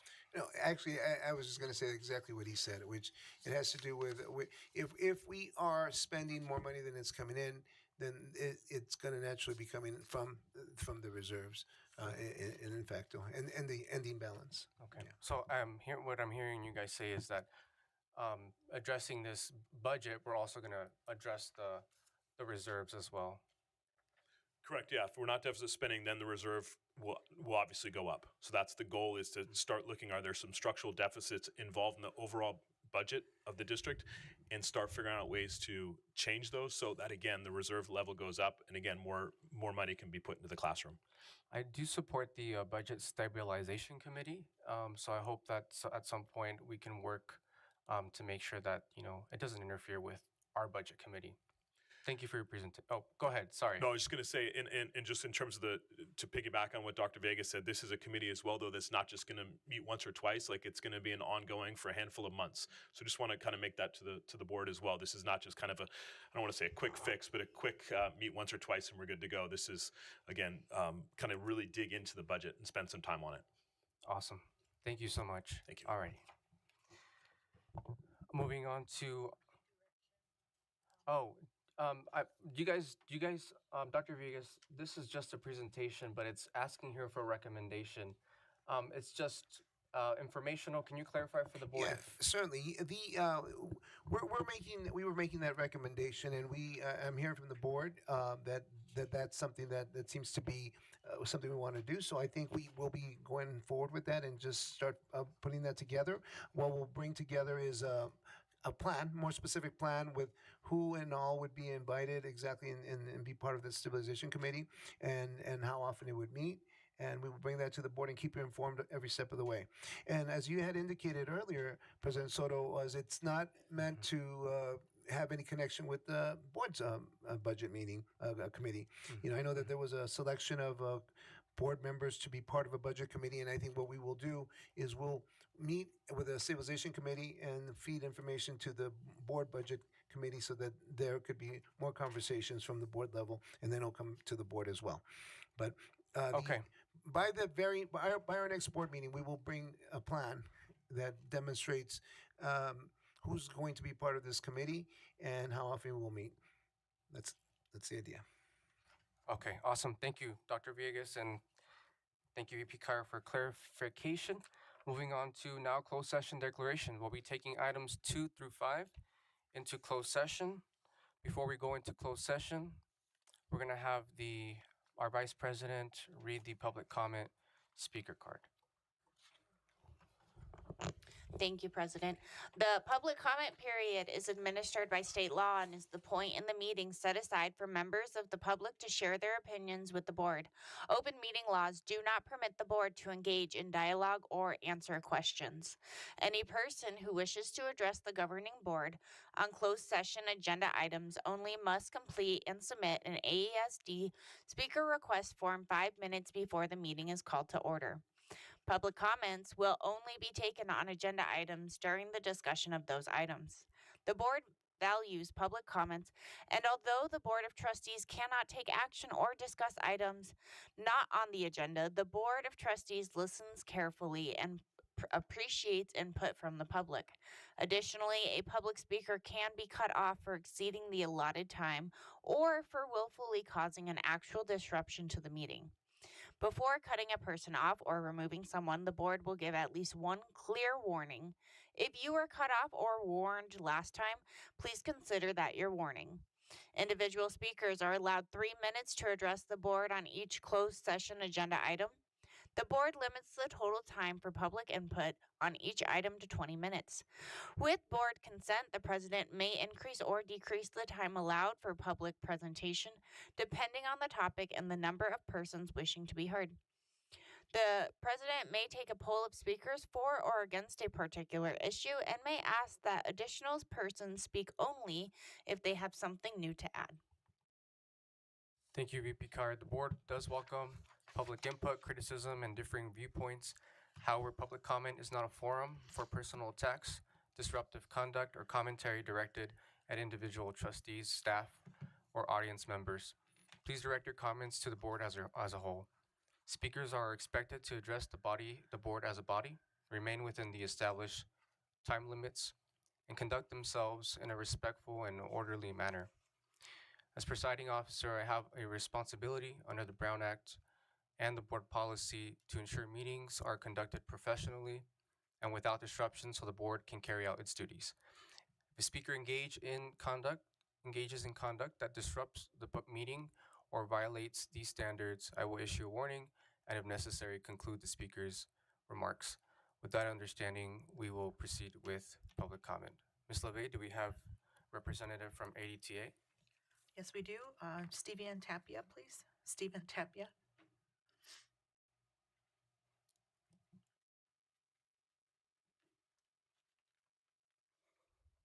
It's on. So thank you, President Soto, trustees, Dr. Villegas, cabinet, CSA members, ADTA members, parents, and students. My name is Stephen Tapia. I am president of ADTA. So I'll touch on some of the things that were presented today in regards to the budget committee. I'd hope to be included in that, and my budget watchdog has already sent me a text, as Debbie Thomas, that she would like to be included in that as well. And we was mentioned about we don't do enough to advertise. We used to get together all the sites, of those of you who were around, and we meet like at a middle school, I think Columbia was at the time, and we'd showcase what each school had to offer to the community. We do that about March, April, probably around this time. And it was fun. We showcased George, we had props. I remember doing a whole Lion King skit. And we used to do that because not all the community knows us. Some have students here or some live in the area, but students go elsewhere. So we did have that available. So maybe that's something we'd like to revisit. We were invited, I was invited yesterday to meet with the directors at a meeting. Dr. Ketsazora, Mr. Sinatra, Dr. Lee, and Dr. Vieth were there. It was a very productive meeting. Thank you for those. Thank you for that. It was a lot of open discussion about things that matter to our students and to our teachers and staff. Our teachers look forward to learning more about the upcoming summer school session and perhaps even some end of the year Saturday school sessions. Remember, our attendance matters right now. And it matters to about April something. There's a date. It's for our ADA. We all know that. So we can do some Saturday school sessions. Now, we can do one, we can do two. Get the staff involved. We'll get our numbers up. Let's do this. So we're committed to improving attendance, and we understand that's one way that affects our budget. Let's do this. Let's get those kids. Let's get the teachers motivated. Let's get the community motivated. Dr. Lee, thank you. Thank you for inviting me to the meeting and having several of us talk about upcoming ELOT meetings. I think that's important too. I believe that many good things can happen for ADTA and CSA members. Lots of room for improvement. I like the idea of us forming committees. Things that we should have already been doing just haven't happened for whatever reason. But I like the idea of things moving forward. Thank you, Mr. Shiflett, for having open discussions with me. We have a lot to tackle this year in bargaining, especially in our SPED department that eats a lot of our budget up.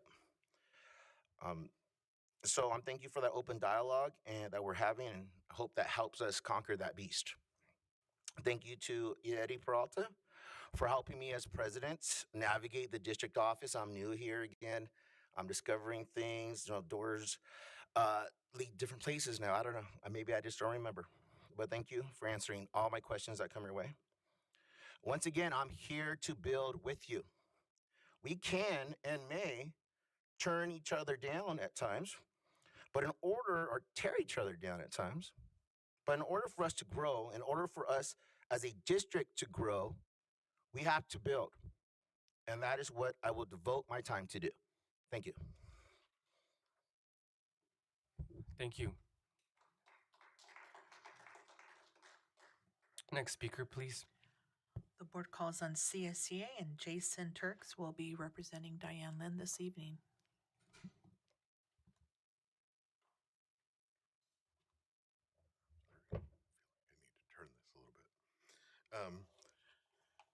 Good evening, President Soto, board members, Interim Superintendent Dr. Villegas, cabinet members, staff, and community members. My name is Jason Turgers, and I'm the CSCA representative assigned to work with CSCA's Adelanto Chapter 451.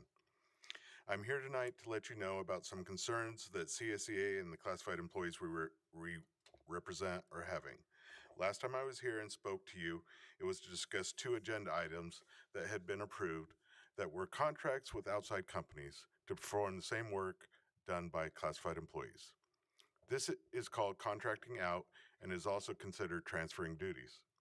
As I said previously, CSCA learned about these contracts and CSCA sent the district a letter demanding the district to cease and desist. And since then, CSCA has sent a second letter demanding the district to cease and desist.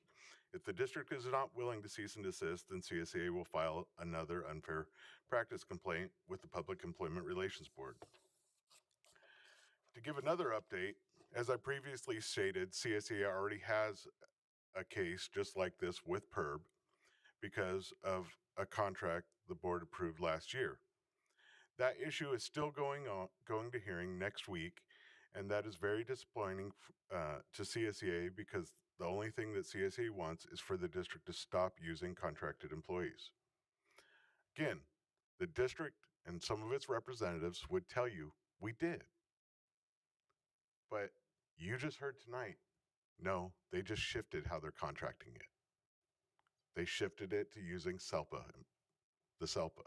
They're now paying for these same contract employees by having the money go to the SELPA and the SELPA's paying for them. What does that mean? The district is paying more than double had they only just hired employees to do this work. More than double.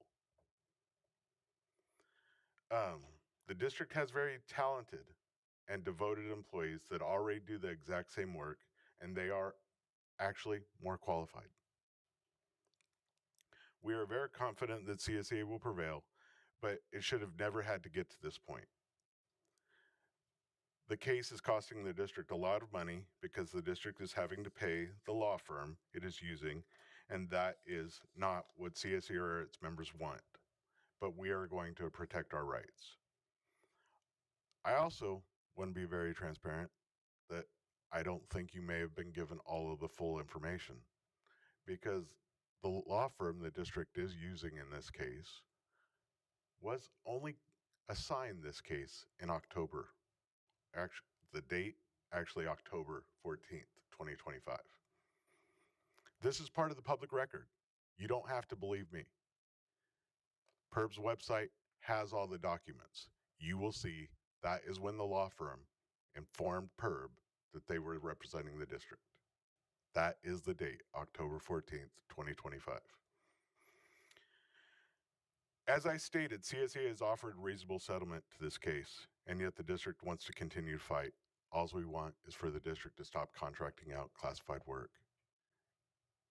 Outside people don't care about this community and the students. The employees that work here do.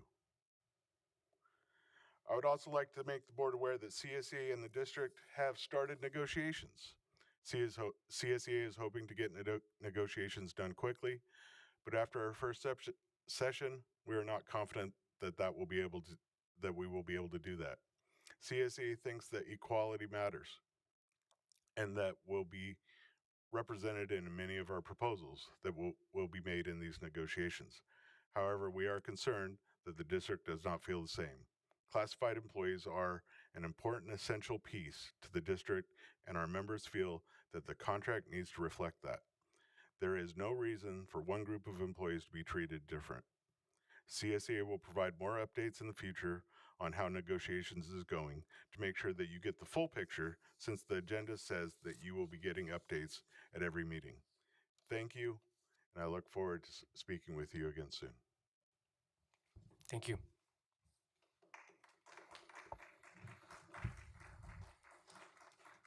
Next speaker, please.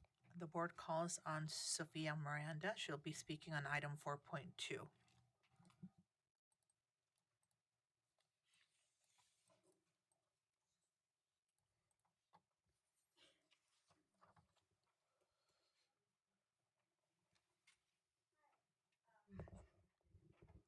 It's on now?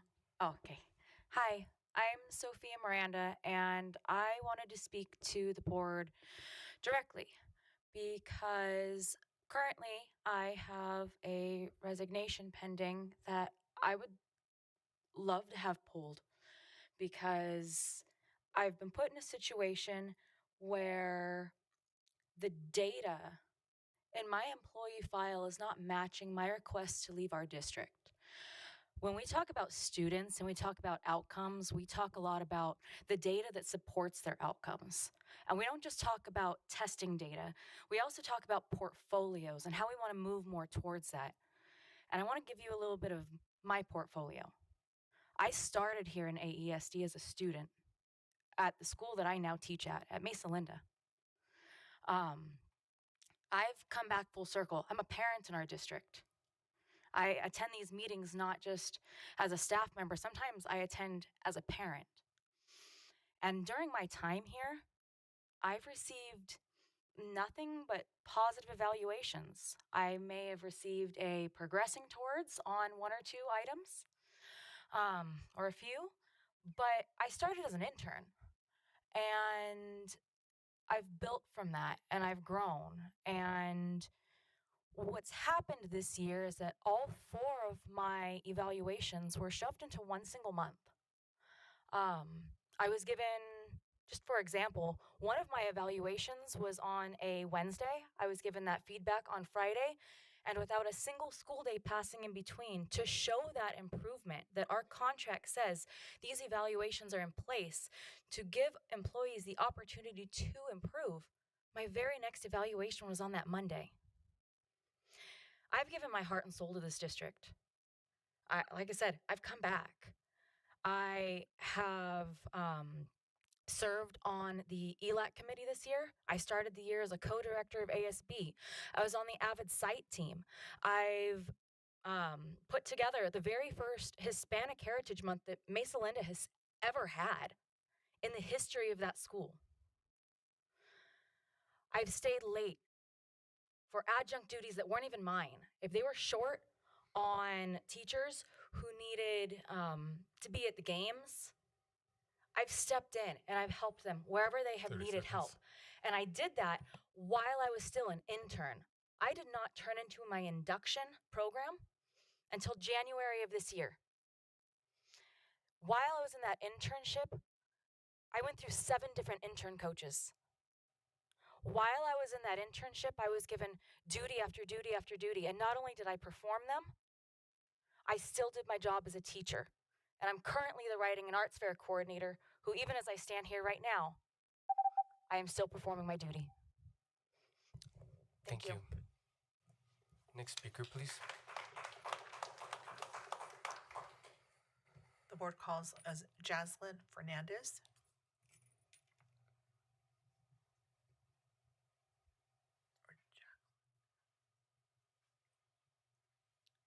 Hello, my name is Jacqueline Fernandez. I'm currently a teacher at Westside Park for TK, and I'm here because I was pulled for I would like to be pulled for resignation because all of my evaluations were good. I had no negative feedback the whole year, and to prove all that, I did get letters from parents. I got videos from students to prove the kind of teacher that I am for them. And ever since I stepped into Adelanto School District, I've always been valued. I was told, you have the background knowledge. You have everything that you need to teach these little students to grow up to be successful. And I can honestly say I do have that. I have 8 years of teaching from preschool all the way up. And I know my kids value me. I know the parents value me. My colleagues value me at that school. So I am just asking that my resignation gets pulled because I am a valuable source for this district. And this is where I feel that I need to be to help these students. Thank you.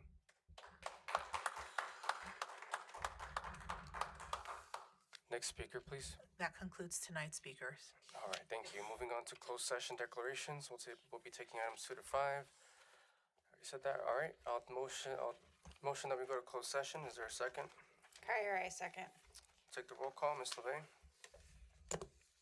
Trustee Krause, Kraus, aye. Trustee Kyer, Crier, I. Trustee LaFrench, LaFrench, aye. Trustee Stewart, Stewart, I. Trustee Soto. So do I. The time is 7:03. We're now in closed session.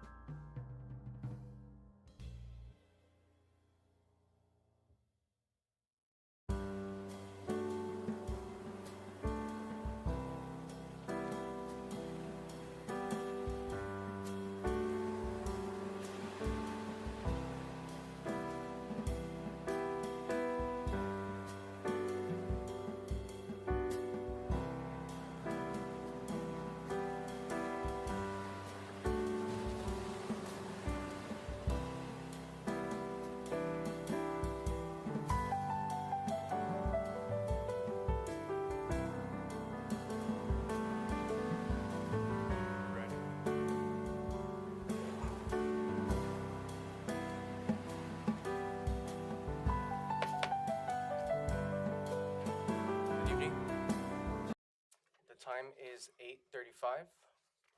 We are going to reconvene to open session. Ms. LeVay, call to order.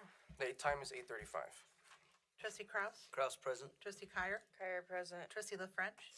La French present. Trustee Stewart? Stewart present. Trustee Soto? Soto present. We have a quorum. Announcements taken during closed session. I'm going to report out ID number 334014.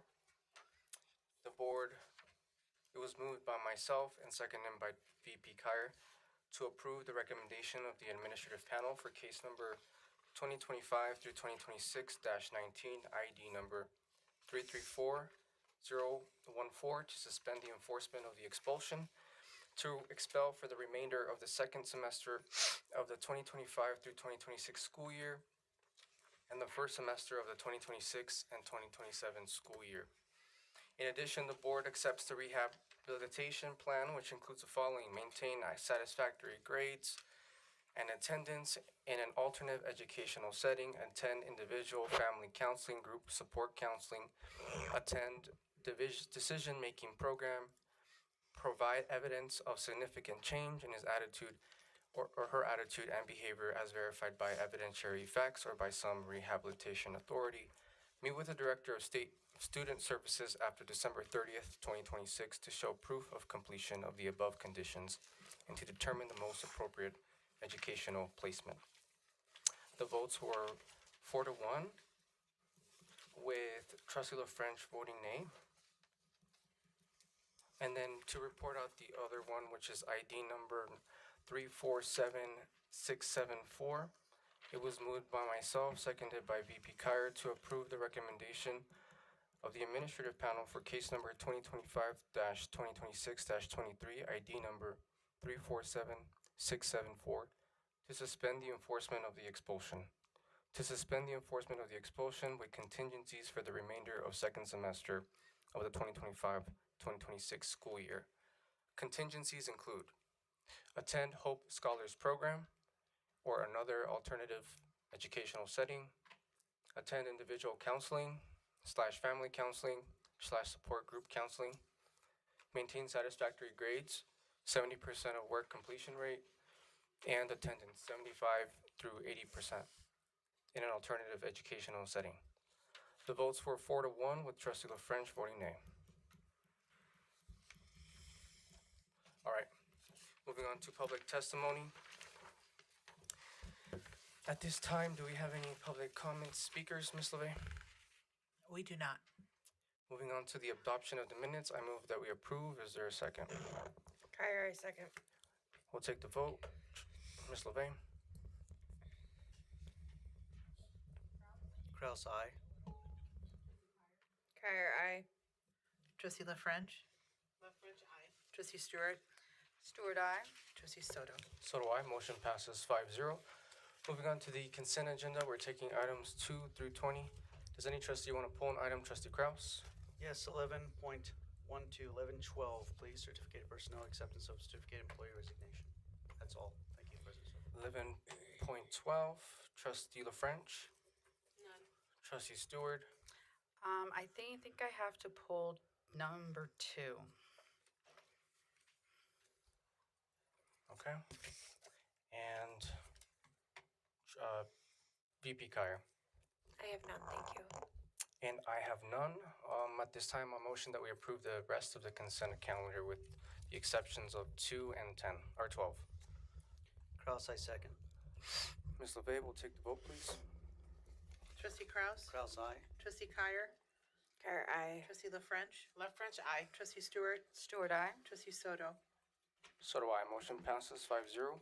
Items removed from the consent. Number 2, at this time, I motion that we approve. Is there a second? Kyer, I second to approve. Open it for discussion. Trustee Stewart, since you pulled it. Well, because I'm on here, so I believe I have to recuse myself. Because I'm on here. That's why. Okay. Any more discussion? Trustee Kraus? Trustee LaFrench? VP Kyer? None. I have none. We'll take the vote. Ms. LeVay? Trustee Kraus? Kraus, aye. Trustee Kyer? Kyer, I. Trustee La French? Love French, aye. Trustee Soto. Soto, I. And Stewart abstains. Trustee Stewart? recuse or are you gonna recuse or abstain? Abstain, Abstain. I guess. All right, so it passes 4-1 with Trustee Stewart abstaining. Moving on to number 12, I motion that we approve with the exception of. President Soto, can I make an additional motion? Can we motion to table at this time for further information? I'd make an.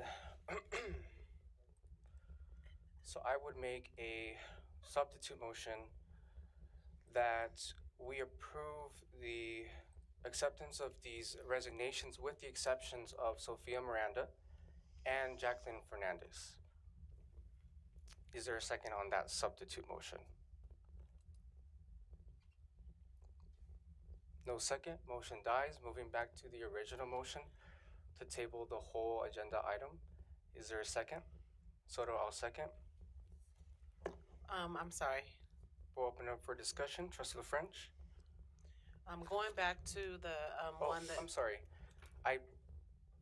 Actually, it is being tabled. It was a motion to table. I seconded it, so we actually can't discuss it.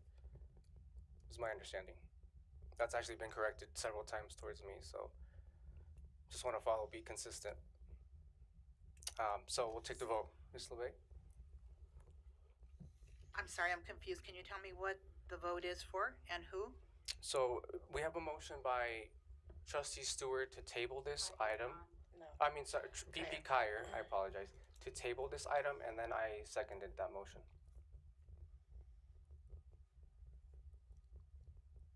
I'll take the vote. Trustee Kraus? Kraus, aye. Trustee Kyer? Kyer, aye. Trustee LaFrench?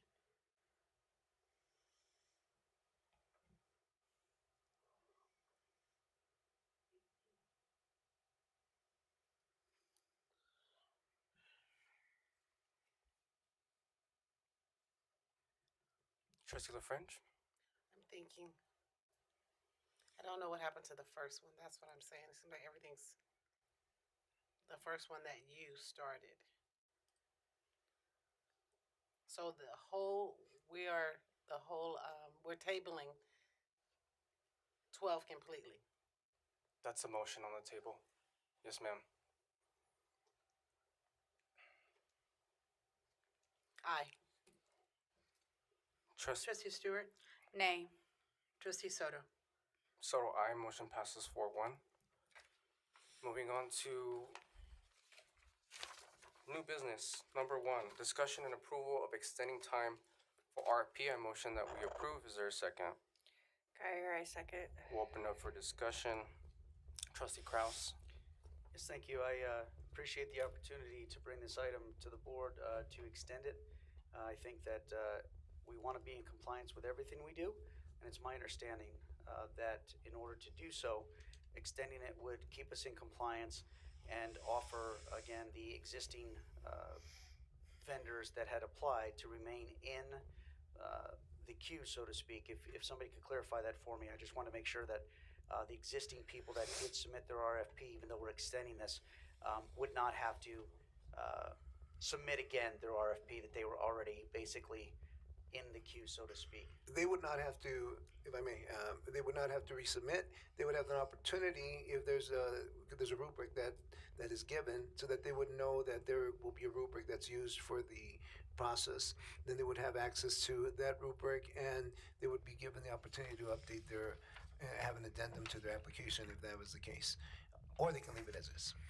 Great, thank you, Dr. Vegas. That's the only question I have, President Soto. Thank you. Thank you. Trustee Stewart? Yes, I do not remember the board voting on the first RFP. This was not brought to the board to discuss and then vote for the RFP, so that the rubric could be out there in the first place.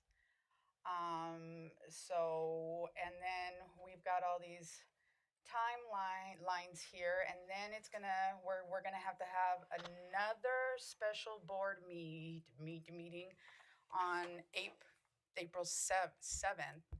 I don't understand what the rush is that the RFP was not approved or agendized or discussed in the first place. It was just pushed through. President Soto directed an employee to put out an RFP. Trustee Stewart, can we stay on the topic? I'm staying on the topic. We didn't vote on this first published RFP. The board did not. It wasn't agendized, and it's gone through. So, Trustee LaFrench? I have a question about who are the people that have already submitted proposals? Why we don't know who those are? We do have a set of 10 different vendors that have done that. I do have a list of those that I can provide to the board. I don't have that at this very moment, but especially as I thought it was going to be reopened again potentially, then we would then give you a complete list. But I can certainly provide that to the board to see what the actual 10 vendors that have submitted. Do any board members know who these vendors are? I can get that here momentarily if you hold on. So out of transparency, I don't know the vendor specifically, but I do have an idea of some of the vendors that reached out via email and also via letter expressing interest and also wanting to put in their hat in the ring. did they email you? They did, yes.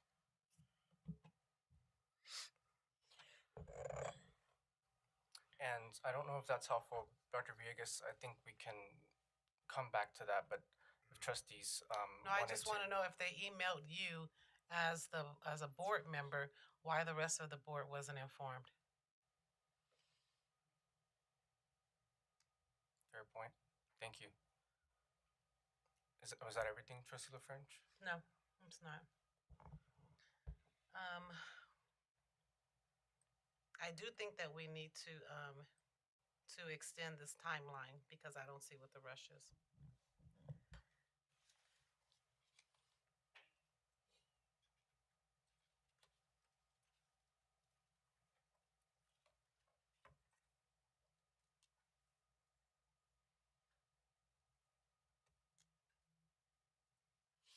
Is that everything, Trustee LaFrench?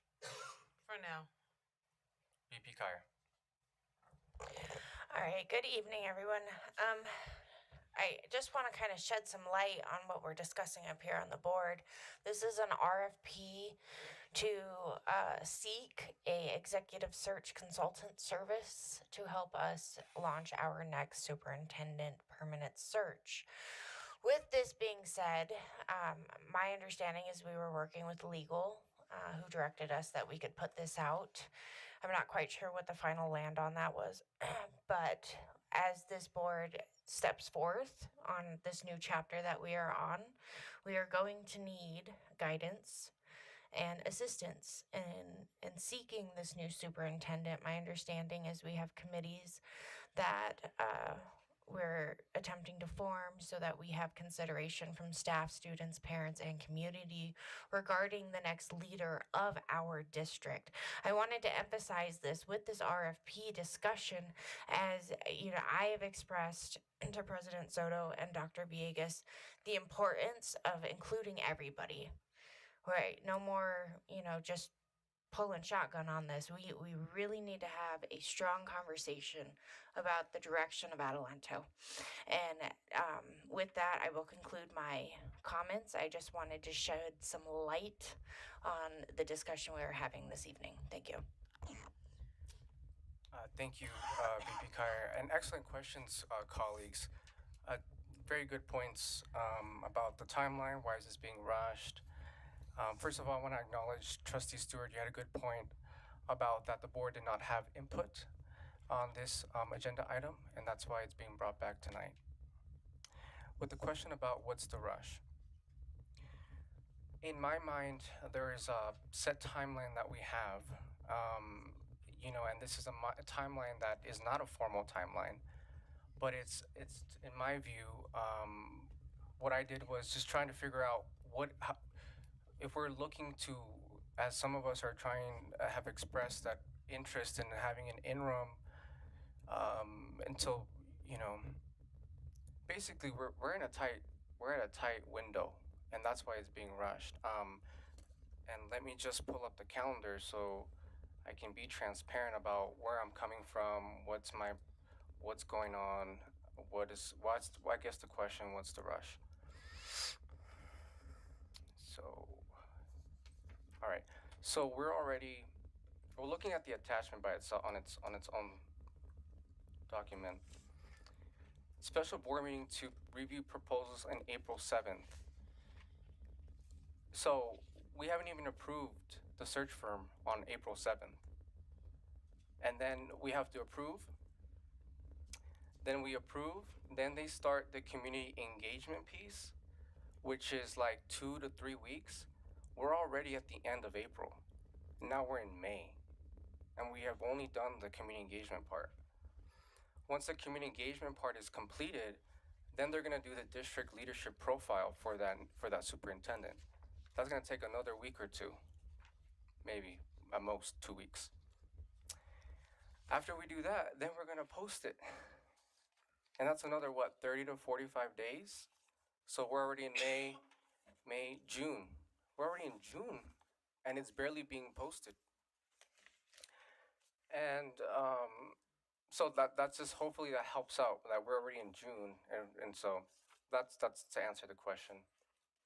Nonetheless, I agree with my colleagues that we need to extend this, so we'll take the vote. President Soto? Oh, Trustee Kraus. I did have a clarifying question. I appreciate it, related to this matter. It's my understanding, and I wasn't on the board, but most of you all were, correct me if I'm wrong. In November of 2024, well, let me go back, October 29th of 2024, Leadership Associates was approved as the superintendent search firm back then, and I do not believe, and this is why I need clarification, that an RFP was ever submitted to hire Leadership Associates in October 29th of 2024. Is that your understanding, or is there a way that we could get clarification on that? Because if we're going to talk about, we didn't know about an RFP, the board never approved it. I don't think the board ever approved an RFP back in October of 2024 to hire Leadership Associates when they were hired to do the superintendent search firm. Thank you, Trustee Kraus. So I will address that. So the board gave direction, and it was reported at a closed session, 5-0, that we directed our board attorney to conduct the national search firm, is what I recall. And so to answer your question, no, not an RFP was issued. Any other questions, trustees? I have a question. Trustee So LaFrench. my question goes back to who knew about the proposals, because we can remember stuff back in 2024. Can someone tell me, you've already admitted that you knew, who else knew? I believe I was in the meeting with the attorney as well. Okay. So the information that's been given to one board member is the information that needs to be filtered to every board member. One board member does not hold any more weight than the other four, or the other three, or the other two. And I think that, for transparency, I keep saying that one board member, the board president, doesn't hold any more weight than any of the other board members. So if you have information, that information should be shared with the rest of us. BP Kyer? Yes, I would like just a moment to respond to that. We have not taken any official action. We have not taken any vote. We haven't given any direction. My understanding, this proposal is to collect the companies to bring to this board for final decision after the community committees vet and pick theirs. There's been no action taken by either of us. It was just so that we could get the proposals in front of the board so we can start this search. Thank you. Thank you, VP Kyer. And I'll just add on to that the board president, whoever's in this role, doesn't necessarily have to be me. as some of my colleagues have served in this role, we're typically sometimes get emails because of our roles. But however, I do believe and I do agree with your point, Trustee LaFrench, that there needs to be a board president to board communication protocol and plans. And I believe that having that retreat that we're planning to want to have is going to address a lot of these governance issues. We'll take the vote. Ms. LeVay? Kraus, aye. And what are we voting on? We're on number 1 for new business, discussion and approval of extending for RFP. So we're extending the RFP with the timeline, the addendum that is attached here.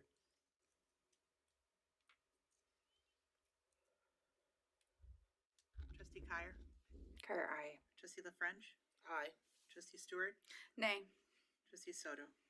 So do I. Motion passes 4-1. Moving on to approval of the fiscal year, I motion that we approve. Is there a second? Kyer, I second. Any discussion? Trustee Kraus? No discussion. Trustee Stewart? I have none. Trustee LaFrench? None. VP Kyer? None. I have none. Ms. LeVay will take the vote. Trustee Kraus? Kraus, aye. Trustee Kyer? Kyer, aye. Trustee LaFrench?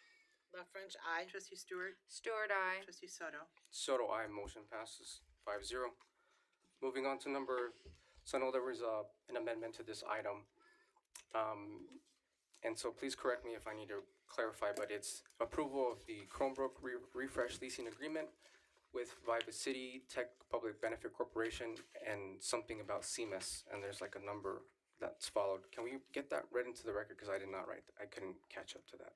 Yes, it was CMS number 3-20-70-3813A as in Apple. Okay, it's on record.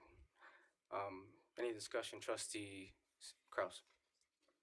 No discussion, thank you. Trustee Stewart? No, thank you. Trustee LaFrench? No, thank you. VP Kyer? I just like to ask a couple verifying questions. Dr. Villegas, could you shed just a I'm sorry for the interruption, Trustee Kyer, but we don't have, and no one moved or seconded this, so there's no discussion yet. Oh, I motion that we approve. Is there a second? Kyer, I second. Thank you. VP Kyer? Just a brief overview on it. I do understand this is a leasing company that is going to upgrade some of our technology for our students and provides charging carts throughout our district. Is there a way to just provide a brief overview for our district to know what we are trying to bring in for them? Absolutely. So during the pandemic, there was a large purchase of Chromebooks that our students needed, and clearly because of the needs to go virtual. Those have now started to deteriorate and are breaking down. And so one option for us to do, rather than having a huge expenditure of buying Chromebooks for the entire district, is the option of leasing. This gives us an opportunity to get the Chromebooks for everyone, to get updated. It supports all the instructional pieces that are in place. It also helps with our technology department because they're busy dealing with issues that they're breaking down and they can't keep up with those types of matters. This will be Chromebooks that'll be under warranty, that'll be fixed if something goes wrong. We can make those exchanges, and it allows us not to have to pay all the money up front. It allows us to have some level of leasing, so we're paying the amount, which I believe is about $800,000 on a yearly basis for 5 years. And so that is really, at this moment in time, the cost of having that large amount at one time would be deleterious to our budget at this moment in time. And this way we get the benefit of having the Chromebooks, and we are able to afford it in a more reasonable way. Thank you. I appreciate that. And I do want to extend my gratitude to technology. I know you guys have suffered a hard loss recently, but I commend you for continuing to put our students first and looking for those solutions to bring that education to the classroom. Thank you. Thank you, and I have none. We'll take the vote. Ms. LeVay? Trustee Kraus? Kraus, aye. Trustee Kyer?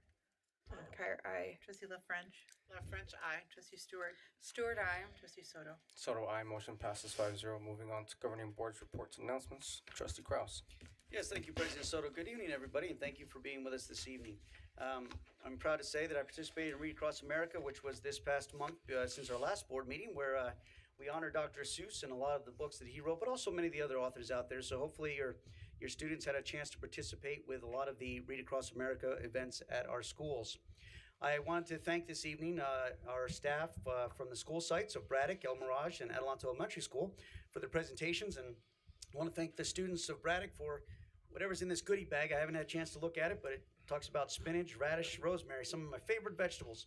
Everybody knows how much I love green things, so not really, but appreciate the seeds. I will make sure they go to good use. So I want to thank you, everybody, for that, all the hard work that goes into those presentations. Also, this evening, we talked about the budget committee when we heard about second interim, and I hope that at some point we can involve students in that. I think it would be great to have our students sit on those budget committees as well, because who else has some great ideas other than our students? So hopefully they are on there. We also had an opportunity to participate in the Melva Davis Academy of Excellence Schools to Watch presentation. Congratulations to them and their team. Dr. Villegas and some of us went down to Long Beach and was at the award ceremony down there. So again, congratulations to Melva Davis for all the hard work they do to maintain that Schools to Watch designation.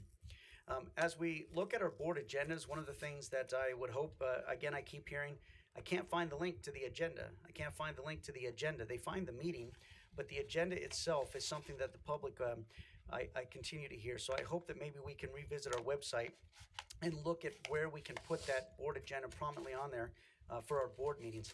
Also, I do know that at the last board meeting, we approved a agreement to migrate all of our board docs from the old board doc system to the new Assembly system. So I hope that that happens at some point, so people don't have to play back and forth in one area or another on there, because have it all centralized would be great. Spring break's coming up, so I want to extend an invitation to everybody on spring break, all of our students, to read a book or read many books. Do something productive while you're not in school. So again, that's coming up this month, so I wanted to encourage you to do that. Our next board meeting is not till late April, so I want to wish everybody a happy Easter, which is around the 2nd. We have Pi Day coming up, 3.14, coming up Saturday. We have the Ides of March, 3.15 on Sunday, and then St. Patty's Day before our next board meeting. So again, all of you that like to celebrate all of those wonderful and fun, exciting times, thank you for that. And again, thank you to all of our staff, students, and families that participate in our district. Thank you. Thank you, Trustee Kraus. Trustee Stewart. Yes, I first want to say how I was able to come to the LCAP meeting, and the room was full with parents, community members, classified, certificated, and students as well. They were able to collaborate, give their input. You know, they wrote it down. There was great discussion, and it was good to hear from all them, and they gave the input, which is good for the district. So I was, honored to be part of that. I also came to the Black history, the meeting that was here. We had parents. The kids did the fan dance. It was really cute, and it was just great to see the parents engaged with the kids and the district and the teachers. And again, I'm glad that I was able to make it. And I just want to point out some things, how uncomfortable I am with how things are going. I do not feel things are being transparent. I feel board members do not know their role as a board member. We want to do a lot, but there's only so many things that we can do. We are to be transparent. When contracts are made for, like, the interim super, his contract should have been called out. The salary, the health and benefits, we've always done that. When a superintendent goes out, things are, and there's an agreement, things should be called out. That's part of the board being transparent. Also, just to clarify real quick, when what's the name of that? The Leaders Association. They didn't need an RFP because that was part of Dr. Walker's contract for mentorship, and so didn't need that. So, but I just want to remind the district that, you know, we'll keep trying to do things right. Just know that there are limits to board members, and please have a good night. Thank you. Trustee LaFrench? Okay, first I would like to begin by congratulating Melva Davis Academy of Excellence for being designated as the California School to Watch School. This is a tremendous accomplishment and reflection of the hard work and dedication of the students, staff, and families and leadership at Melva Davis. I am incredibly proud of the school community and all that they have achieved. I would have loved the opportunity to attend the celebration in support of the school. However, it was my understanding from an email that I received that there was a new way of picking board members to go. The president was going automatically, and then it would need to go down the chain from the vice president to this person to that person, and then some kind of way Kraus got to go rather than me because he's up underneath me on that chain. That's another story. I don't know where that came from, but I thought that we just asked to go. I would also like to take a moment to address some concerns I have been experiencing related to board governance as the role of a trustee. As elected trustees, our authority rests with the board as a whole, not with individual members acting independently. Recently, I have observed situations where directions appears to be given directly to district staff by individual trustees. This raises concern for me because Board Policy 2120 is very clear that the board governs collectively and operational direction should go through the superintendent. In addition, there have been instances where actions appear to move forward without all trustees being informed or included in the discussions. This includes matter which is related to the RFP that was on the agenda. For the board to function effectively and maintain the public's trust, it is important that all trustees receive the same information and have the opportunity to participate in discussions that impact this district. I also want to emphasize the importance of maintaining the appropriate boundaries between governance and administration, as well as respecting the confidentiality of closed session discussions as required under the Brown Act. My intentions in sharing these concerns is not to create division, but to ensure that we are operating in a way that is transparent, aligned with our policies, and respectful of the governance structure that protects the integrity of this board and this district. Lastly, I want to thank the community and families who continue to support our schools and our district. Your partnership and encouragement means a great deal. I also want to personally thank the parents who have reached out to me in support. Your voices matter, and I appreciate your engagement and commitment to our students. I want to give a shout out to West Creek and to Mrs. Phyllis over there. Every year she invites me to come and read to her students, and I enjoy. And it's funny how even though I may have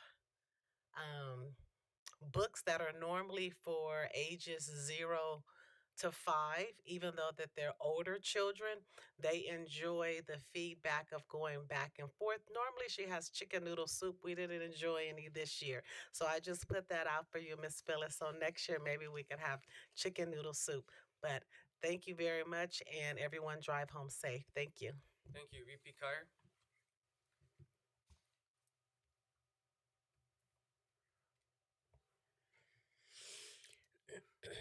I'm going to keep my comment short this evening.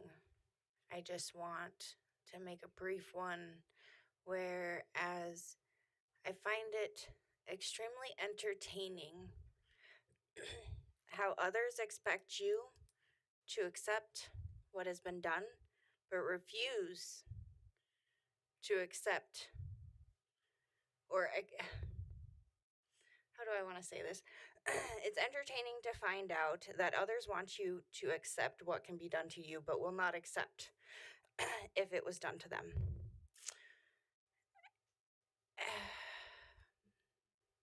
And it really speaks volumes to the maturity and the focus of our district.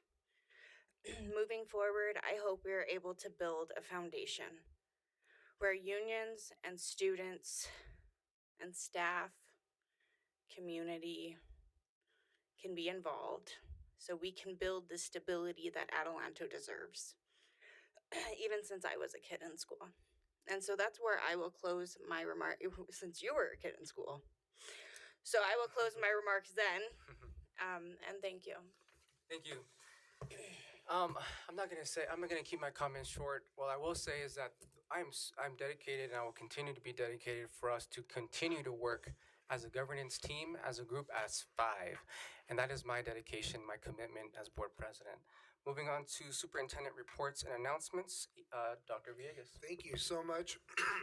I want to just start by saying how thankful I am for the welcome that I've received by so many people in the community, in the schools. I've been able to attend a lot of different events. Some of the ones that have been said, the LCAP meeting, the Black History meeting that we had here. I've been able to visit half of our schools, and Miss Alinda, Eagle Ranch, Morgan K, George, Westside Park, Adelanto, Baddock, and the pool. I got to see the pool actually, and I didn't get in the pool, but I got to see the pool, and I was able to see that hey, there's good times coming in the summer.